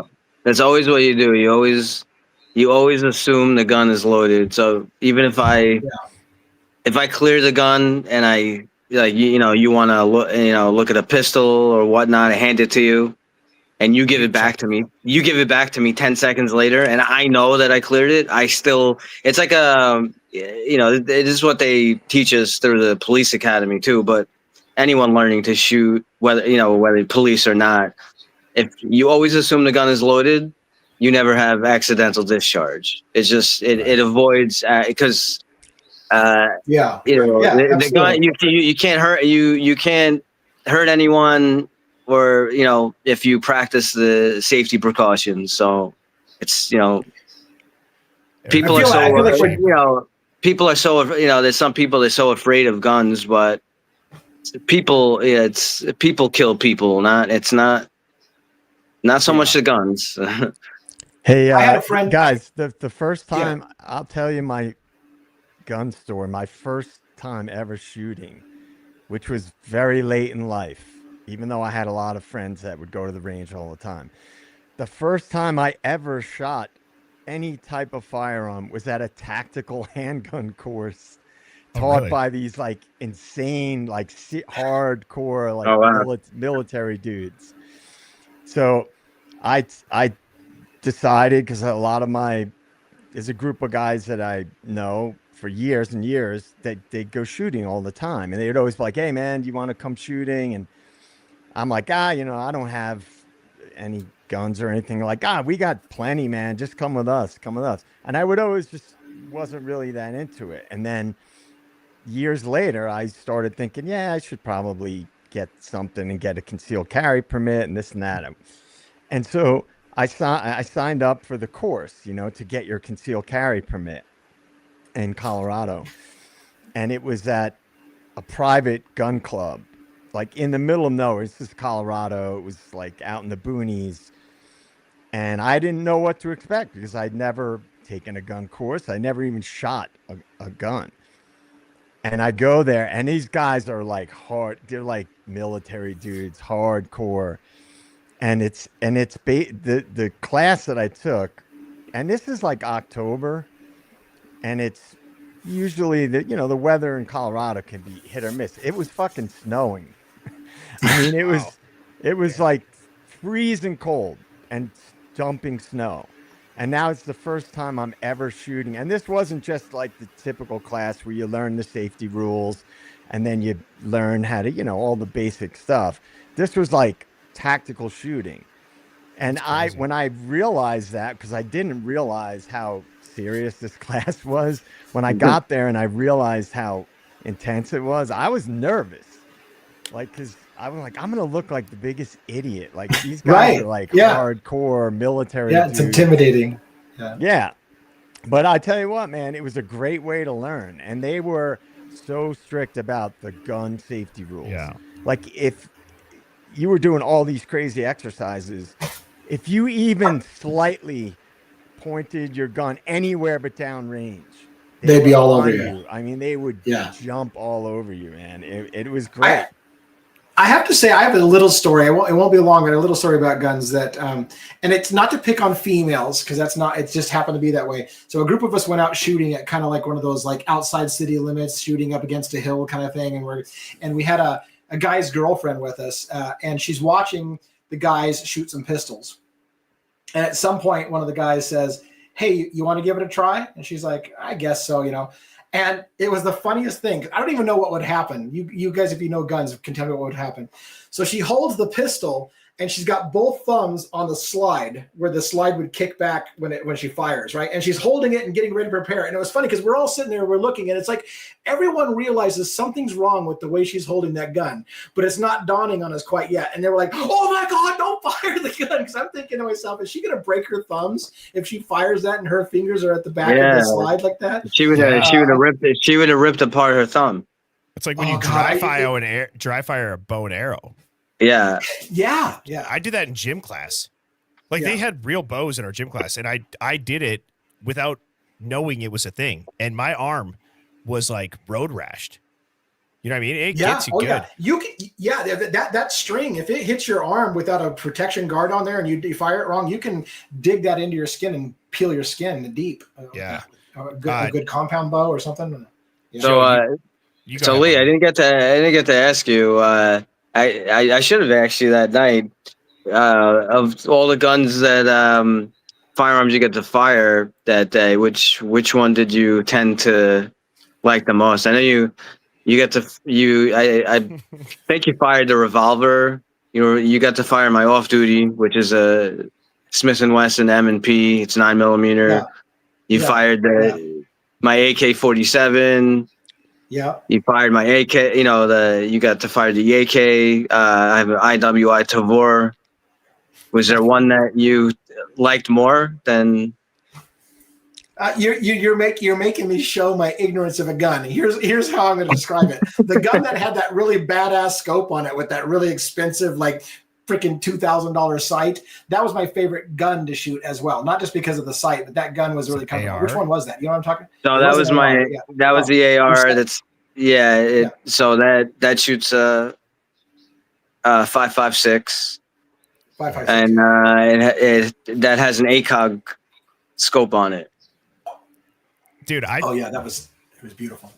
So the ACOG is interesting because you need a light source. It does nothing at night, but during the if you're within a few hundred yards, ACOG is great. It has like a special thing built into it, and you look up. I'm not sure exactly the technology, but it does something like you actually don't even have to close one eye. You can shoot with both eyes open. You just look through the scope, and it kind of automatically zooms in on the target. It's really weird how ACOGs work. It like tricks your eye. Yeah. Don't they train SEALs to shoot with both eyes open, or like isn't it? It's like also too in the movies. You see everybody like turning sideways, but really with where all your protective gear is, you should be like, if you're going to take a bullet, you want to take it here. You don't want to take it through the side. Right. Yeah. So correct. You guys will probably get a kick out of this. Just if you guys are into like guns and weapons and stuff. I just said that about my dad. What they would do in the gun industry is, instead of like cash bonuses, they would do like spiffs. And so if you sold, X amount of Rugers or Glocks, you get put into a drawing. Dude, one year, and it's still in our safe, my dad won a World War II issued, like still in the wood crate, M1 Garand. Oh, wow. Bro. Nice. Which is crazy. It's got the hay and all that shit. And like, we haven't opened it. And I don't even know if we plan to, but it's also like, my mom and I have actually recently discussed that. My dad's been gone 7-8 years now. We're like, what are we like? If we're going to keep it, can I have it somewhere where I can at least display it? You know what I mean? Like, yeah. I don't know. I mean, I don't know if you guys have any if you guys have any insight on that, because we have enough ammo and guns to probably arm a small militia at my mom's house. Bertie, we talked about this on one of our videos, right? TA, what does the M1 Garand shoot a 30-06? No, I thought it was a 20. Oh yeah. I thought it was a 22. What's that? Isn't it an M1 Grand a tiny round? No, M1 Garand is No. Oh big- yeah. And my buddy has an original one, like an M1. original M1 Garand, and it shot a 30-06. Now I don't know if it was modified. With It's a different barrel. 30-06. Oh, it's a 30 Yes. cal.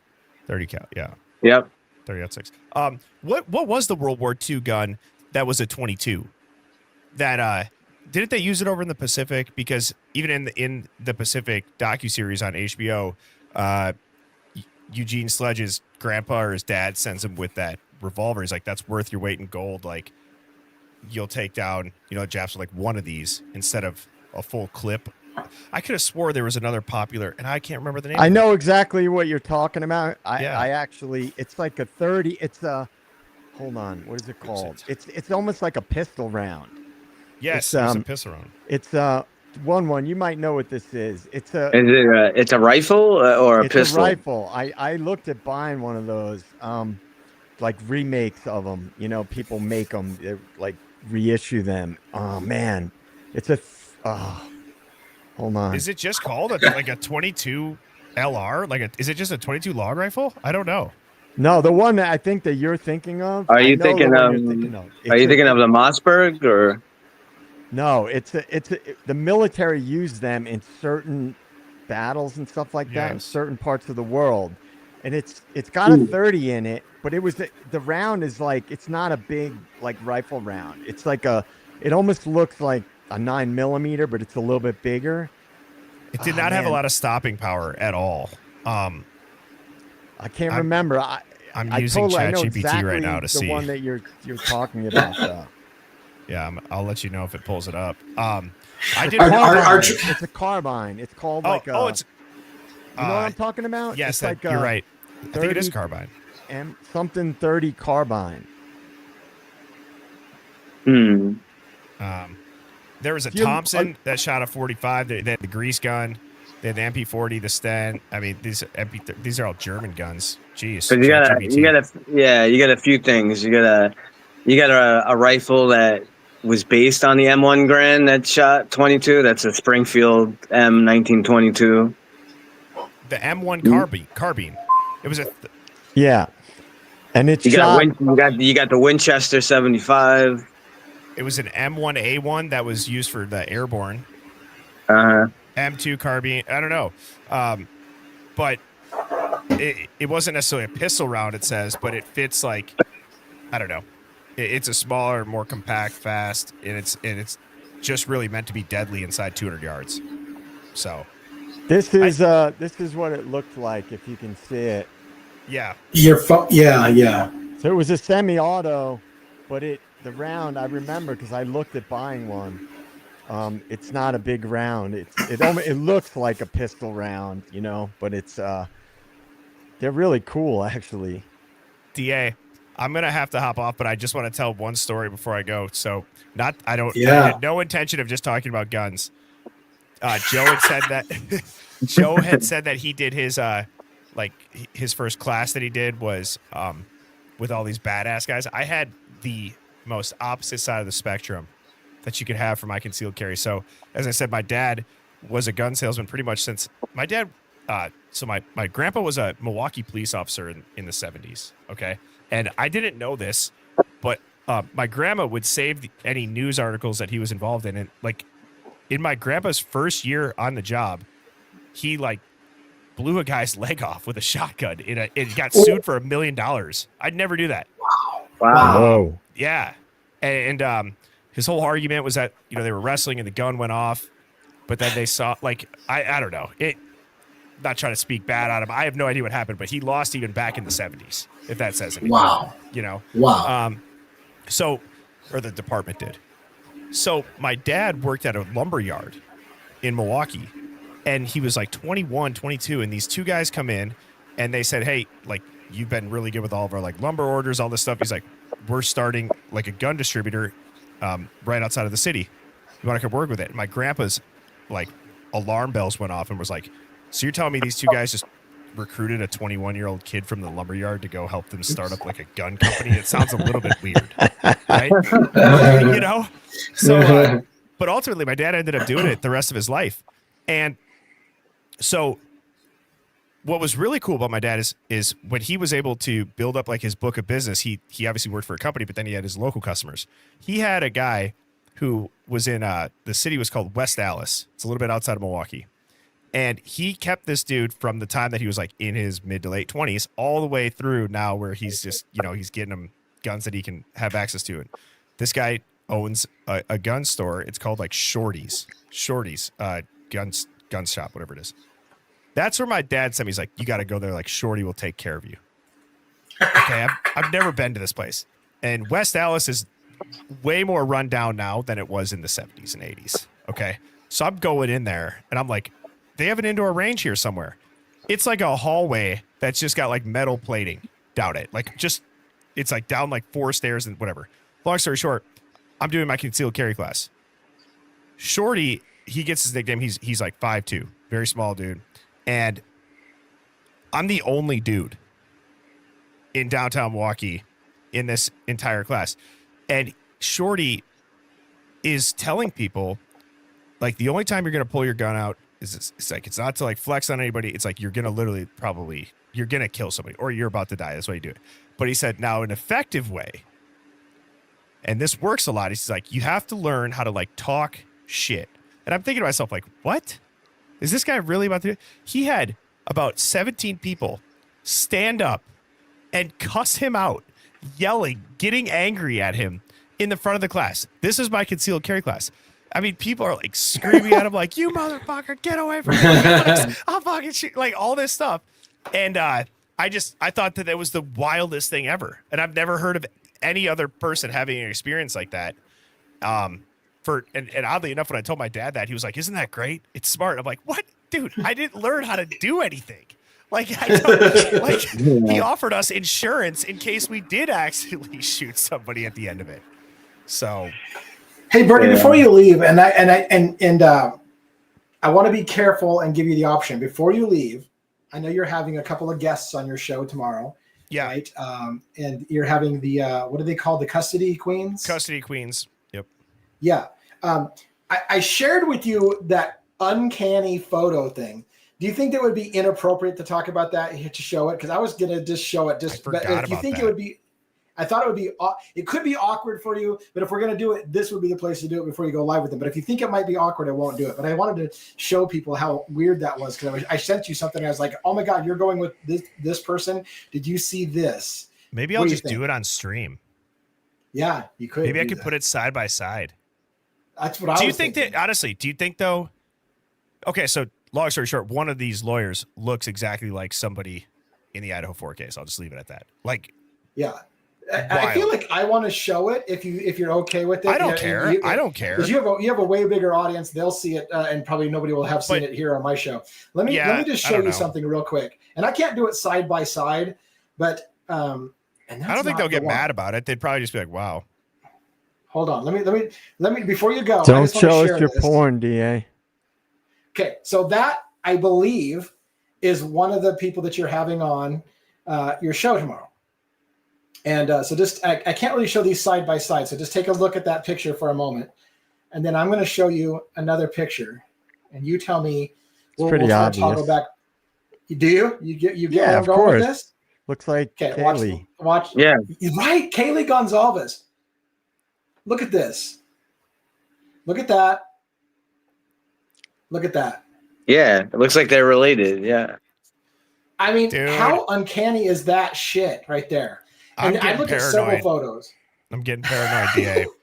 Like, I find that shit insane. Can I tell you guys like a crazy, wacky thing? You're gonna think I'm nuts, but you know, I live in Colorado and I live in the mountains, so it's like near a lot of big resorts, and so there's people from all over the world. Like two years ago, there was a girl, because people come and go, it's very transient in resort towns, that I would see almost daily who looked exactly like Kaylee Gonzalez. It was the craziest thing. I'd see her regularly. Right. And I mean, like she's like, it was insane. But I'm like, obviously, I'm like, nah, I can't, Well, can't be. To that point, I said this, and I have to go. This is Birdie texted me, but let me say this. I promised her I would watch this. This I forget the name of the movie, but we were trying to watch it for the last 2 nights. She's like, get out here already. Yeah, because she falls asleep really early. She probably won't even make it through this whole movie. She goes to bed at like a grandma time. But you said, oh, maybe that's Kaylee, maybe that's this, and for whatever reason, it clicked with me tonight on stream to finally just have the confidence to say it. It's like, why is everybody getting upset about all the other oddities in the Idaho 4 case with just how do all of these things happen separately yet still stay so perfectly coherent in a narrative and sealed and all this stuff? Like, there's really only one people that could do that. It'd be the feds or some government power, somebody at the top or operation. Hate me or love me for saying that, but at the end of the day, people, as DA would say, you get your nuts kicked in. On TikTok, I was crucified for saying a WitSec theory. And I started thinking about it, and I'm like, that's ultimately the best case scenario is if that is what happened. They took down a giant drug trafficking ring. The people are alive. They're playing a role, and nobody died or whatever it is. And you could say, oh, Birdie, well, that's, wishful thinking. And it's like, well, what would the family members say? It's like, of course you'd rather have them be in WitSec and protected than if that was actually the truth. You know what I mean? It's kind of interesting. Like the biggest conspiracy is actually the best case scenario. Yeah, it's true. And it's not even that. I mean, this is what I'm sure we would all be able to see this, but your average normie wouldn't. This is the type of shit the government is capable of doing. Like, this blows my mind that people can't conceive of these ideas that a major operation, it's just like, if it's a state level operation, they have unlimited resources and they do major operations. So I've said it many times. If there was a bigger picture and there was a bigger case that was being followed, right? This could have been, it could have been. I'm saying it's something that could have been possible. Yet some people can't even wrap their heads around the possibility. I agree. With that, boys, I'm glad that I popped up. I will talk to you all later. I hope everybody has a great night. And DA, Birdie, thank you for the super chat and for dropping in. I appreciate that so much. Yeah, I feel a little stupid because I said, "What up, Den?" in the chat, and then nobody said anything. So I go, "Is that how he says it?" And then nobody said anything. So I'm like used to say like, "What up, Hive?" So I don't know if that just sounded weird. I'm aware of it, and I feel very uncomfortable. So no, what it is I'm just not good yet at engaging my own fucking audience. So I'm trying to learn from you. But go be with the wife before you get a divorce. Good to meet you, brother. Yep. See ya. Yeah. You too, Well. Yep. See you 1-1. Thanks, DA. Yeah. Later. All right. Now Robin had taken off because it got crowded. She can come back up if she wants. But what I want to do is I want to finish the last couple cases. I was reviewing a couple of the cases that I cover. I just have a few more things to share. Not Kaylee Gonzalez. Let's get her off the screen. Let's see here. Let's put this up on screen. Rex Heuermann's case. I only have 2 more cases that I'm going to talk about. They're not terribly long. One of them, though, has a little bit of a talking point to it. Rex Heuermann's case is not one of them. It's the Mickey Stein's case. But I want to show you this. I just found out again, Gilgo Beach Murders are coming to Amazon in a new true crime series. Emma Cooper, who is also an executive producer for Empress Films, alongside Evan Davison, said that working on this story has been a profound privilege to sit with the families, to hear their voices, and to witness the tireless commitment of law enforcement has offered an insight that has been heartbreaking as it is vital. Now, the only thing that I thought was super interesting about this is, again, another documentary about a case that hasn't started yet. I'm not sure how I feel about all these documentaries that come out essentially oftentimes are just painting the accused as guilty before they've ever stepped into the courtroom. So I'm not super fan of all these things. The one thing I'm difficult with having an NYPD police officer in our chat right now on the screen with us is that I also take a little bit of an exception with the tireless commitment to law enforcement. And the reason why I take offense to that is, again, Jim James Burks literally dismantled the FBI involvement in the case, dismantled the task force into the Long Island serial killer. That bothered me from day one. So I'm not so sure how much tireless law enforcement work went into it when they dismantled the task force looking into the serial killer in the first place. But that's just my little side piece on that. Robin, you're back on screen with us, right? Are you there? Oh, I've got her muted. So she is there and we can see her. How about now, Robin? No? Oh, I still have her muted. How about I unmute her? Wouldn't that be great? How about now, Robin? I kept hitting them. Oh, we were toggling your mic, I guess. Anyways, it's not to bust the nuts of law enforcement. That's not my point. The 2 points I was wanting to make about the Long Island serial killer case is, once again, we have another documentary coming out, and in my particular view, and one knows this, he's relatively comfortable with it, Suffolk County's involvement in this case is sketchy at best. And some of the things that are involved in that case may involve Rex Heuermann actually having some kind of involvement with law enforcement officers back from the 90s, possibly swinger parties, may have been a relationship between Rex Heuermann and Jim Burke in that case, who became the chief of police. There's a weird, sketchy history between the DA, and why am I getting his name? I'm blanking on his name. Do you remember his name with a P? Spoda. Not a P, but the Spoda. Anyways, the case has got a lot of craziness. Do you guys have any comments about that? I mean, the next thing is going to be the one we're going to spend a little bit more time on, Mickey Stein. But do you have any comments on Go Beach? I think you're being a little bit too nice. I mean, this description witnessed the tireless commitment of law enforcement. I mean, it's pretty much a big pile of dog poop. I don't even know why they would put. I mean, it is beyond obvious that there's, I wouldn't say, you can't say, the whole department, but right. I mean, Burke is like knee deep in that. I mean, I guess we haven't seen like a direct connection between Rex and Burke, but I wouldn't be surprised somewhere along the, somewhere along the way that something comes out. I mean, there's definitely some kind of swinger parties, some kind of sex parties.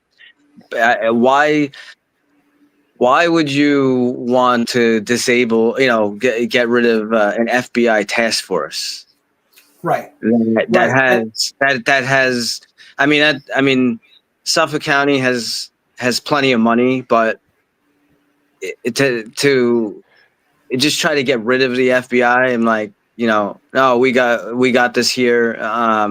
Just the whole thing and the whole thing surrounding Shannon, just saying that, oh, she drowned, without even really investigating it. Yeah. There was no real thorough investigation in that. And John Ray, I mean, obviously he had the connections he has, having Dr. Baden being involved in that. I mean, that's the quintessential. If you want someone to do an autopsy, I know some, you'll get people. You'll get people. Yeah. I mean, you'll get people who'll say like, I mean, he never says, oh, it's 100% or whatnot. But you want someone to evaluate or do their own, do a second autopsy or another opinion. He is the expert. Probably in the world. I mean, the guy's been involved in thousands and thousands of high-profile autopsies. I've mentioned many times he used to have a show on, I believe, HBO called Autopsy, and he doesn't. The cases that he's involved with, people reach out to him all the time. It's not always about marking something as a homicide. There are actually people who reach out to him where they have a situation. I know there's one in particular. It was a fiance or wife. I don't remember which one, where she had some kind of weird illness, and she wound up dying, like coughing up blood, and the fiance or husband was charged with homicide. And he was reached out, and he did his own autopsy, and based on his conclusion and his autopsy, he completely found something different than what the original autopsy was, and he was able to prove that it was a medical episode that this person had. So he wound up clearing someone, and this guy probably would have been convicted. There's probably a high chance he would have been convicted. And so having the fact that Dr. Baden is involved with the Shannon situation, I know maybe not necessarily that Shannon was killed by Rex, but but her thing. I mean, you've mentioned a few times that 911 case. You know, I just go back. I mean, you hear that 911 call. At least what we're able to hear. You know, finally, due to John Ray getting it released. When she says they're going to get me or they're going to kill me. I mean, who is they? Who is they? Yeah. So yeah. And I just wanted to say, because KS Jensen Ark had basically said that they weren't really following the Heuermann case. I want to say this as a feather in my cap. I'm getting a lot of connections in this case. I had John Ray, as we just talked about. John Ray was the attorney for Shannon Gilbert's family to look into her missing thing. I just went to New York and met with John Ray in his office. I've had him on an interview here. This case is crazy. I've gotten close to a person who gave an affidavit to John Ray. She almost did an interview with me, but it kind of fell through at the last minute. I've also got another documentarian, Josh Zeman, who's done a documentary on the Lisk killer. He's going to be going with me later on. At least he says he's going to. He's been busy right now, and I know he's busy as hell.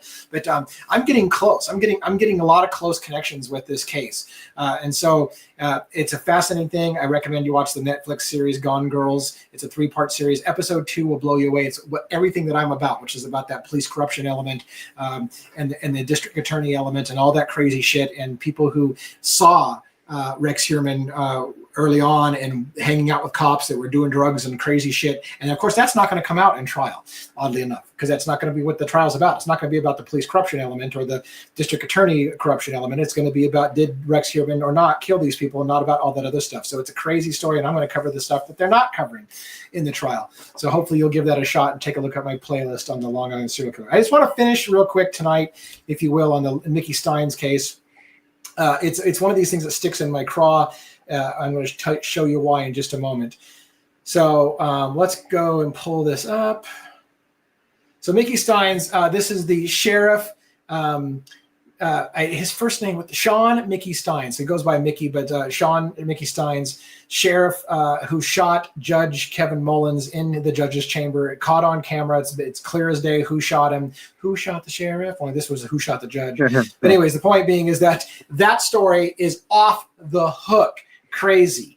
One of the things that leads up to, and we're going to watch a video here, a portion of a video I'm going to try to get for you from Sheriff Stein's daughter. So there's a moment right before the shooting, and this has come out multiple times in different things, that there's a moment where Sheriff Stein's, who knows Kevin Mullins, comes into his chambers when there's a group of people in there. Everybody leaves Mullins and Stein's together across the table. They know each other. They have a long history together. There's crazy shit that happens in that county. Crazy shit. Sometime during the discussion, Mickey Steins pulls out his phone and apparently tries to call his daughter from his cell phone, and his under 18 daughter tries to call her from his phone. She doesn't answer. At some point, he asks for the judge's phone. He takes the judge's phone. He finds, I think, his daughter's contact number, or calls from the judge's phone, and his daughter answers, according to what people say. And he gets up and he pulls out a gun and he guns the guy down in his quarters. Now, allegations came out. What the fuck's happening there? When you talk about what was happening in that county, the judge apparently was allowing people to basically check women out of the prison system, like library books, and giving them, hey, we'll take you off your ankle monitor if you have sex with us, if you come to parties. They literally woman was sodomized in the judge's chambers. Yes, this is an After Dark show. We talk about very adult things. There's a whole bunch of allegations of sexual misconduct, of officers basically coercing female inmates into making deals, sex for basically not having to pay for their ankle monitors, things like this, and it happened in the judge's chambers. And so that whole story about whether or not Steins was trying to call his daughter, she didn't answer, but then she answers the phone when he calls from the judge's thing, and that made him snap, leads to allegations, what was going on with the judge and the daughter. Now, what I want to show you is a clip from Anjanette Levy, I think it is, and it's the actual daughter, now I think 17 or 18 years old in this video, getting mad at YouTubers for talking about this case and talking about crazy conspiracy theories like she was involved with the judge in any way, shape, or form and trying to put that to rest. And why I want to focus on it is a couple things. What she says is shaming YouTubers and people like me who talk about this story as if we're horrible human beings that we need to get a job. And I'm going to counter that a little bit, especially I'm going to counter her with her own words a little bit later on. So I want to show you two of those. And then I want to show you how the mainstream media paints these narratives, and it just bugs the piss out of me. So you might not find this sympathetic because you're going to be like, leave the fucking victims alone in this case, because she's going to say, leave us alone, get a real job. All right, so this is the picture here of the daughter, now I think 17, 18 years old up here, that was allegedly involved in this particular incident. I think this happened, what, 2 years ago maybe? Or was it less than that? So she would, anyways, point being is that's the judge that's shot by the sheriff that's standing there at the door. And we're going to play this little clip. Tell me if you can hear the sound, by the way. Can you hear sound? Not yet. Yes, no. No, you couldn't hear, I don't hear you couldn't hear sound. sound? No. Fuck me. So no sound there? No. Oh, that's horrible. All right. Hold on. I want to play this clip so bad for you that I'm going to go find it. So hold on 1 second. I'm going to take this off the screen for just a moment. I'm going to grab while water real quick. Oh, okay. I was going to say, while we're taking this off, you guys can tell me whether you're familiar with this story. Are you familiar with this story, one very much? You are, or yeah? Yeah, it's basic stuff on it. Okay. Daughter of sheriff who shot judge in chambers breaks silence. That's probably the best way to find this video. There it is. Hopefully that has a clip to the, there it is. There's the YouTube clip right there. Okay. Now I'm going to skip to the part where I get bothered. Okay, right here. All right, I'm going to put this over here on the screen. And then I'm going to share the screen, hopefully with sound this time. Stop the screen share, and then we're going to add screen sharing with this particular window. Sorry for the delay, but I'm working out the details. All right, so now let's go add that to the stage. You see the video. Now I'm going to do a test to see if you hear audio. Started to circulate after the shooting about Judge Mullins and Mickey. Okay. Audio is good. So audio is good. Beautiful. Okay, so I'm going to play a little bit of a clip. Hopefully we don't get busted for this. Anjanette Levy, the Law and Crime Fix with Anjanette Levy, talking about basically saying that everybody should shut the hell up about the rumors that the daughter was involved with the judge because they said that there wasn't any involvement. So that ends the story for her. They said they didn't do it, so everybody should just shut the hell up because it didn't happen. There's absolutely no fact. They said there was no connection, therefore it's a done deal. That pisses me off in the first place. Just because somebody said something doesn't make it true, but that's their attitude. Because she says there's no connection, that's the end of the story, and everyone should shut the hell up now and not ask any questions. That bugs me fundamentally. But let's take a look at what Anjanette Levy's spin is on it, and then the actual daughter talking for herself. And again, keep in mind, the daughter's going to correct even herself on how she says what she says here. So let me try to put this up. I guess that puts us on the bottom of the screen. That's pretty good. Okay, all right, ready to go? Let's see. He's Steins' daughter, since Steins had tried to call his daughter from Mullins' chambers, but those rumors, they were absolutely not true. There was nothing going on between Lila Steins and Judge Mullins. Now, So again, right there, Angelina Levy just tells us flat out there was nothing going on between the two of them. So all of these comments are vicious rumors. I don't think that's the end of the story because Angelina Levy tells us there was nothing going on, and that's the end of the story. But that's the way she's going to pitch it. There was nothing going on between them, so we should just shut the hell up about it. Lila Steins, she has now spoken publicly on TikTok about this for the very first time. Hello, everyone. My name is Lila Steins. I am 18 years old, and I am from Letcher County, Kentucky. Most of you may know me, and the others may recognize my last name. On September 19th, a little over a year ago, a lot of people's lives changed forever, including mine.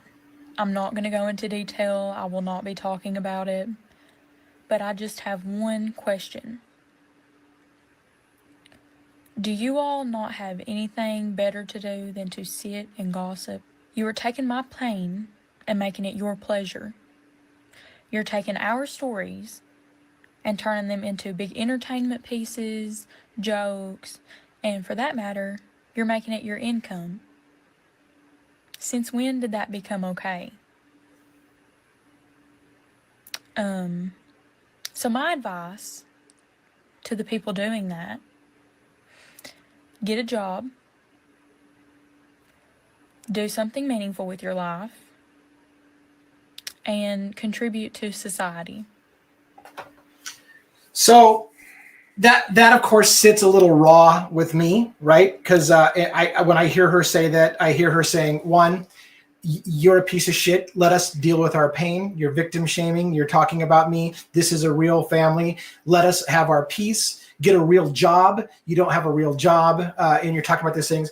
And I really took offense to this because in no shape or form is me trying to get to the bottom of what happened that day in the shooting meant to insult her in any way, shape, or form. And for her to say that we should not talk about this case because we need to get a real job and leave her the hell alone bugged me. Now, to be fair, what I will say is she even corrected herself a little bit in what she said, was basically saying, hey, I probably shouldn't have worded it that way because covering the news is okay. So now it becomes is it okay to talk about it if you just put the official spin on it? So I'm going to try to cut through a little bit to show you her kind of a correction on it. Here it is the next day. In fact, I think I'll just cut back to here. Hold on. Do something meaningful with your life. That was the other thing I took. Do something meaningful with your life. Now, one thing I'd say is I believe in the presumption of innocence. I believe in getting to the bottom of the stories. I feel like what I'm doing is meaningful. But this message from a victim is I'm not doing anything meaningful with my life. I should get a real job. I'm just a piece of shit who sits behind my computer all day long. It bugs me on a fundamental basis. But let's continue to hear what she has to say and how she corrected it a little bit. And contribute to society in a positive way. Lila Steins, she's upset over people talking about her family, and it's taken a toll. Ironically, Angelina Levy can talk about her family all day long, so I don't understand why it's okay for her to do it. But anyways, yes, Janine Romaine has a key to what I'm going to say. She's young. She doesn't entirely, in my opinion, understand the implications of what she's saying. But let's continue on real quick. All right, so let's put it up on screen again. Maybe I didn't put it. Did I not put it on screen when I was playing Angelina Levy's voice? Let's put it back up here again.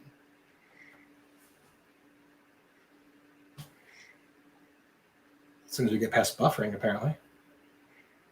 Oh. The morning after she posted that video, she posted an update. I come on here today to address a couple things about yesterday's video.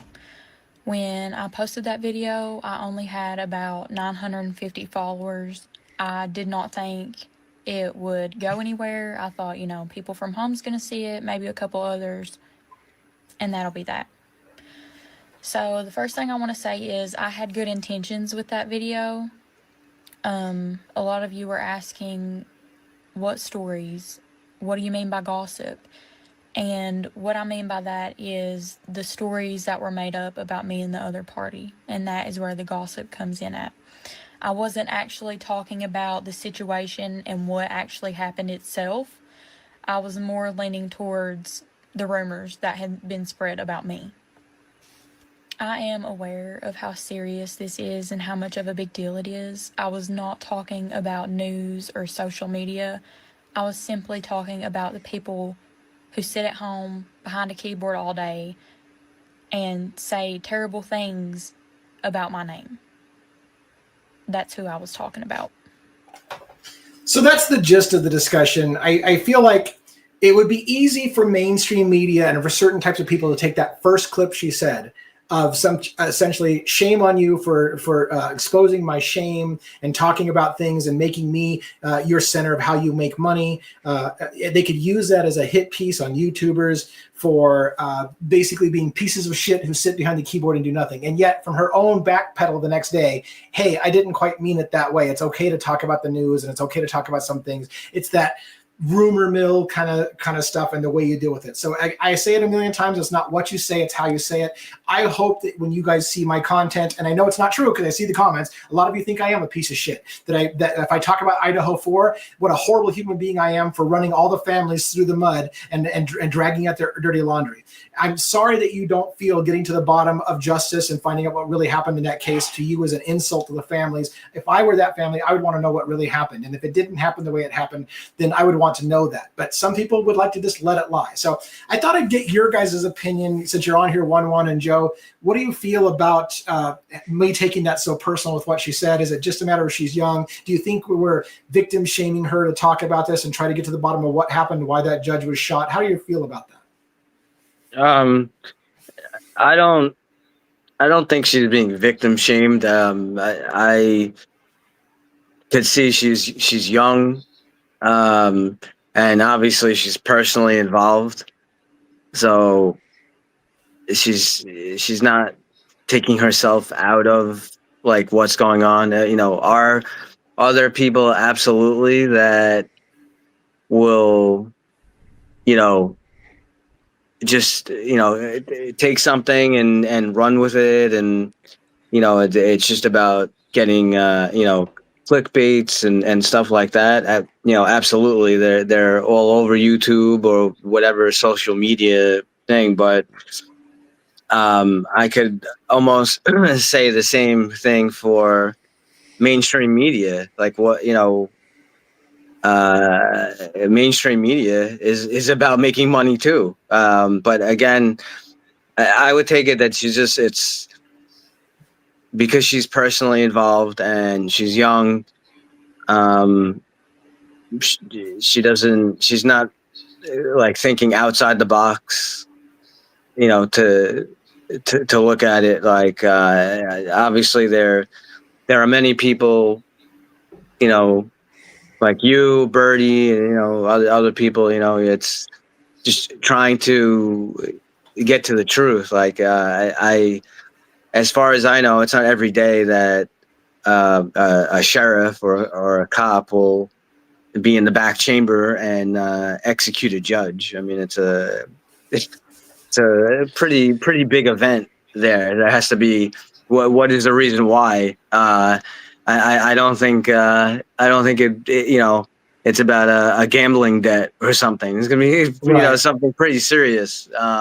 Yeah, I could see why you took it personally, and unfortunately, it seems that she probably has her family or some friends, or they probably fall into the category of grouping, just automatically grouping people together, just the same way as what I have to deal with the position that I have.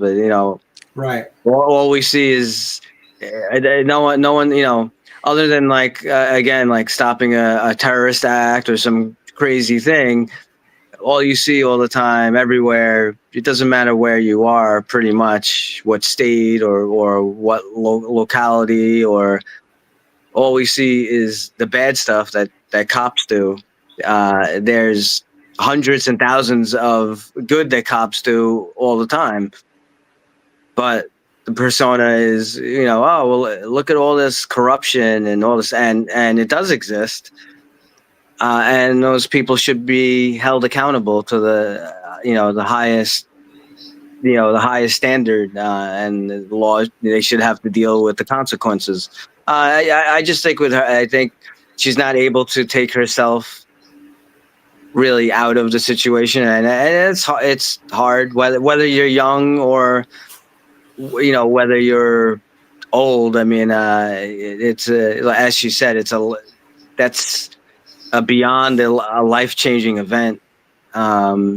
So that's, I mean, I guess she, you know, and she did kind of take back a little bit, I guess. I don't know, the following day she made the follow-up, but but I would say if she looks at it kind of outside a little bit, her same argument about YouTube or streamers or whatever, again, you could put that argument with the same, you know, that same argument against mainstream media, because what are they doing? Why are they covering the story? They want to, and why is Angela Levy allowed to talk about the story, but I'm not allowed to talk about the story? And how many times, and the facts and whatnot, how many things do they get wrong? And does the mainstream media come on the next day and say, oh, by the way, you know, we made a mistake with this or that? No, they could care less. It's just they want to be the first one to cover the story, and you know. So I just take it that she's a bit young, and you know, I don't want to say immature. It's just she's young. She's not fully experienced yet, and she'll. As with most people, they realize eventually that they're just force-fed, you know, nonsense from mainstream media. Joe, do you have any feelings about it? Like, what do you feel about her comments and her retraction and all that whole thing? Well, I mean, she's young, first and foremost, right? And we don't necessarily know the specifics. At least I couldn't garner anything from what she said, what she was referring to. But she said she wasn't referring to social media. I mean, look, the media is always going to want to be the only ones allowed to discuss things, right? That's kind of the media. We're going through a really transitional time in the last several years with independent journalism and people on social media. And when it's a major high-profile case that makes it to the public, right, through mainstream media, people are going to have opinions about it. And they're going to be interested. They're going to dig in. They're going to talk about it. They're going to comment on it. It's unfortunate, I'm sure, if you're somebody that is close to the case or involved in it, you're not going to want to have people discussing it. But the reality is, this is the world that we live in. You know, we live in a social media world. The media is having a hard time accepting that they're losing their control of the narrative on a lot of things. So, of course, they're going to, you know, want to push back on other people having opinions.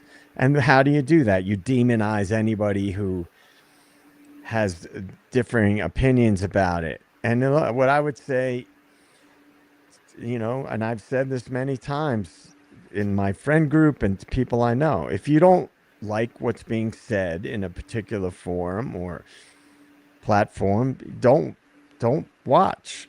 Block that information, you know. I mean, it's tough. I mean, I can understand the girl's situation, and I'm not as intimately acquainted with this case as you are. Is the gist of it, just to kind of refresh my memory real quick, that the judge had some involvement with the daughter?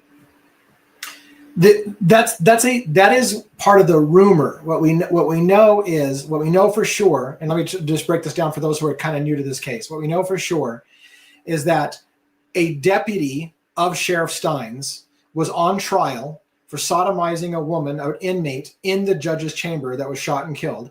It happened in the judge's chamber. They cleverly avoided the question whether the judge was there at the time. But another individual has come forward and said, yeah, Judge Mullins routinely had girls into his office, and they had sex. Multiple people had sex with girls in the judge's chamber and filmed it. And she's seen film footage of the judge and the deputy having sex with women in the thing. And they had made deals where they would take girls on house arrest that had an ankle monitor, and that costs money. And they would say, look, I want to be out of the prison system because the prison system's dangerous, but I don't have the $87 a week for my ankle monitor. And they said, fine, here's a deal. You have sex with us. and we will just leave your ankle monitor at the jail, and you can go home without the ankle monitor. And it'll look like you stayed within property of the area. And literally, when those girls would come back to the courthouse, they would put the ankle monitor back on her long enough to go and make her court appearance, and then come back into the judge's chamber and take the ankle monitor back off and let her go home without the ankle monitor. And then if they didn't play ball, they would arrest the girls for not wearing their ankle monitor and put them back in prison as a punishment for not playing ball. So there was a whole extortion thing. Now, that whole case involved Mickey Steins being pulled in to testify on behalf of this other case against his deputy, saying, did you train that deputy not to do that shit? Did you train him properly? Because did he not realize that that was against the law? And so that's where Mickey Stein's involvement comes in. It is alleged that Mickey Steins was told to keep his mouth shut about that testimony against this other deputy in this whole case and what was going on in the prison system and the judge and how much. And there was allegations there were sex parties, and this was a regular thing that they did, extorting girls in the prison system, and that Mickey Steins was involved in that somehow. And then comes the allegation. What happened in the judge's chambers that day? It looked like Steins tried to contact his own daughter on his phone. She didn't answer. He asked for the judge's phone. The judge hands him the phone. You can see it clearly. He looks at the judge's phone. He places a call. Allegedly, his daughter answers the call. Then he stands up, pulls out a gun, and guns him down in the back thing. Now, it's left for the rest of us to understand what happened at that moment. Mickey Steins indicates that he is having mental health issues, and he believed for some reason that his wife and his daughter was in danger. And that's not clarified why he thought there was in danger, and that he was killing the judge because he thought that his wife and his daughter's life was in danger. After this happened, the wife and the daughter came out and said, there's nothing going on with us and the judge. Stop talking about us and the judge. And so that's supposed to put the end of the story. So that's what. Right. Okay. Yeah. So, I mean, again, it's one of those things. It's like we probably won't, if at all, we'll get a little bit of information, and we'll probably never get the whole story, right? Because that's typically how it seems to go. And it's interesting that there's always such a obvious clamp down that the media wants to have on discussing cases, because they always want to demonize the people that are speaking about what's really going on. I did know about the other stuff in the case where, you know, with the sex parties and the drugs and things like that. I just didn't know what the potential involvement of the deputy who's the alleged, you know, who's under arrest. And mostly I wanted to do that for whether you knew about it or not. I thought it was a good idea to refresh people who didn't know, because a lot of people don't know about this case yet. And I don't know if you have something more to say about this, but one of the things I do want to say before I close today too, is I do want to make this point. I don't know that Lila Steins is going to see this or not, or if anybody in the family is going to see this, but I do want to say this from my heart. I am sorry if you feel personally hurt by my covering this case. It is my intention to get to the bottom of what really happened. And I'm sorry that this happened to your family. I'm sorry that this happened to your father. I'm sorry for all of the pain that's going to happen. But the questions aren't going to end, and people are going to want to put closure on this for you and for us. And so all I can say about that is there's no intention on my part to harm you or your family. And I sympathize for you and your family and your father and what they're going through. But the questions are more about how bad is the corruption in that county? How far up does the corruption go in that county? How many women are being abused in that county? It has nothing to do with you, in my opinion. It has everything to do with, let's hold some people accountable. If that kind of corruption is going on in that county, let's get to the bottom of that and not just make this a simple case of this guy shot this guy, put him away for the rest of his life. So that's where my stance on that is. And I hope that some people will have a chance to feel that that's where my heart and my intention is coming from. Any other thoughts, comments you guys want to add to that, or to anything about this show as we wrap up for the night? 1-1? No, I think I'm good. I left us on such a sober note. I feel like I should lighten that shit up. That was pretty deep, right? That was pretty deep. So I end on such a note, but I think it's a poignant note. I know that as a true crime podcaster, I get kicked in the teeth daily. I get told daily, I'm going to send this to the families in Idaho 4, and I hope they sue your ass off, you disrespectful piece of shit, blah, blah, blah. I get called a lot of names for covering the case. And at the end of the day, I still have questions. If Brian Kohberger did it alone, and if he did it at all, And if he didn't do it, or if he didn't do it alone, then somebody's walking free for murder. And that's not acceptable to me if I can have any say in it whatsoever. So I'm going to ask questions, and it has nothing to do with being disrespectful to the victims. In fact, I find it respectable for the victims to get the right person put away and not just take the easy answer. So I know that's deep topics for the night. I want to thank everybody for coming tonight. I appreciate one for you coming on and sharing your knowledge and your experience with us. And Joe, as always, you and I got this thing going on with Deep Devils. I hope that catches on more, because you and I are talking about really deep topics and really big topics. And we'll try to do our best to make that continue to be a thing. Other than that, I just wanted to say that everybody, I appreciate you coming in. Again, make sure next time, well, first of all, make sure right now that you like, subscribe, all those good things so you don't miss this opportunity next time. Also, make sure that your notification are turned on so that you know when I go live, and also make sure that in the bottom corner, if you're on a PC, turn on that little thing that says you can allow gift memberships, because one is also a person who frequently buys memberships for other people. And if you don't have it turned on that you're allowed to get that, you won't get that free membership. So, and also, you know what? It's only $3, so you can just go ahead and buy your membership and not have to worry about somebody gifting one to you, because it's really cheap and you can get a crap ton of content. And JS or KS Jensen Art, thank you for the super chat here and a donation. Thank you so much. That damn near bought a membership right there. You could get one for that. So thank you all, everybody. Have a great night. Thank you, Joe. Thank you, One. We'll see you guys hopefully again soon. Thanks for having me. Bye, everybody. Check out Deep Bye, Devils. everyone. Yep. Have a good night.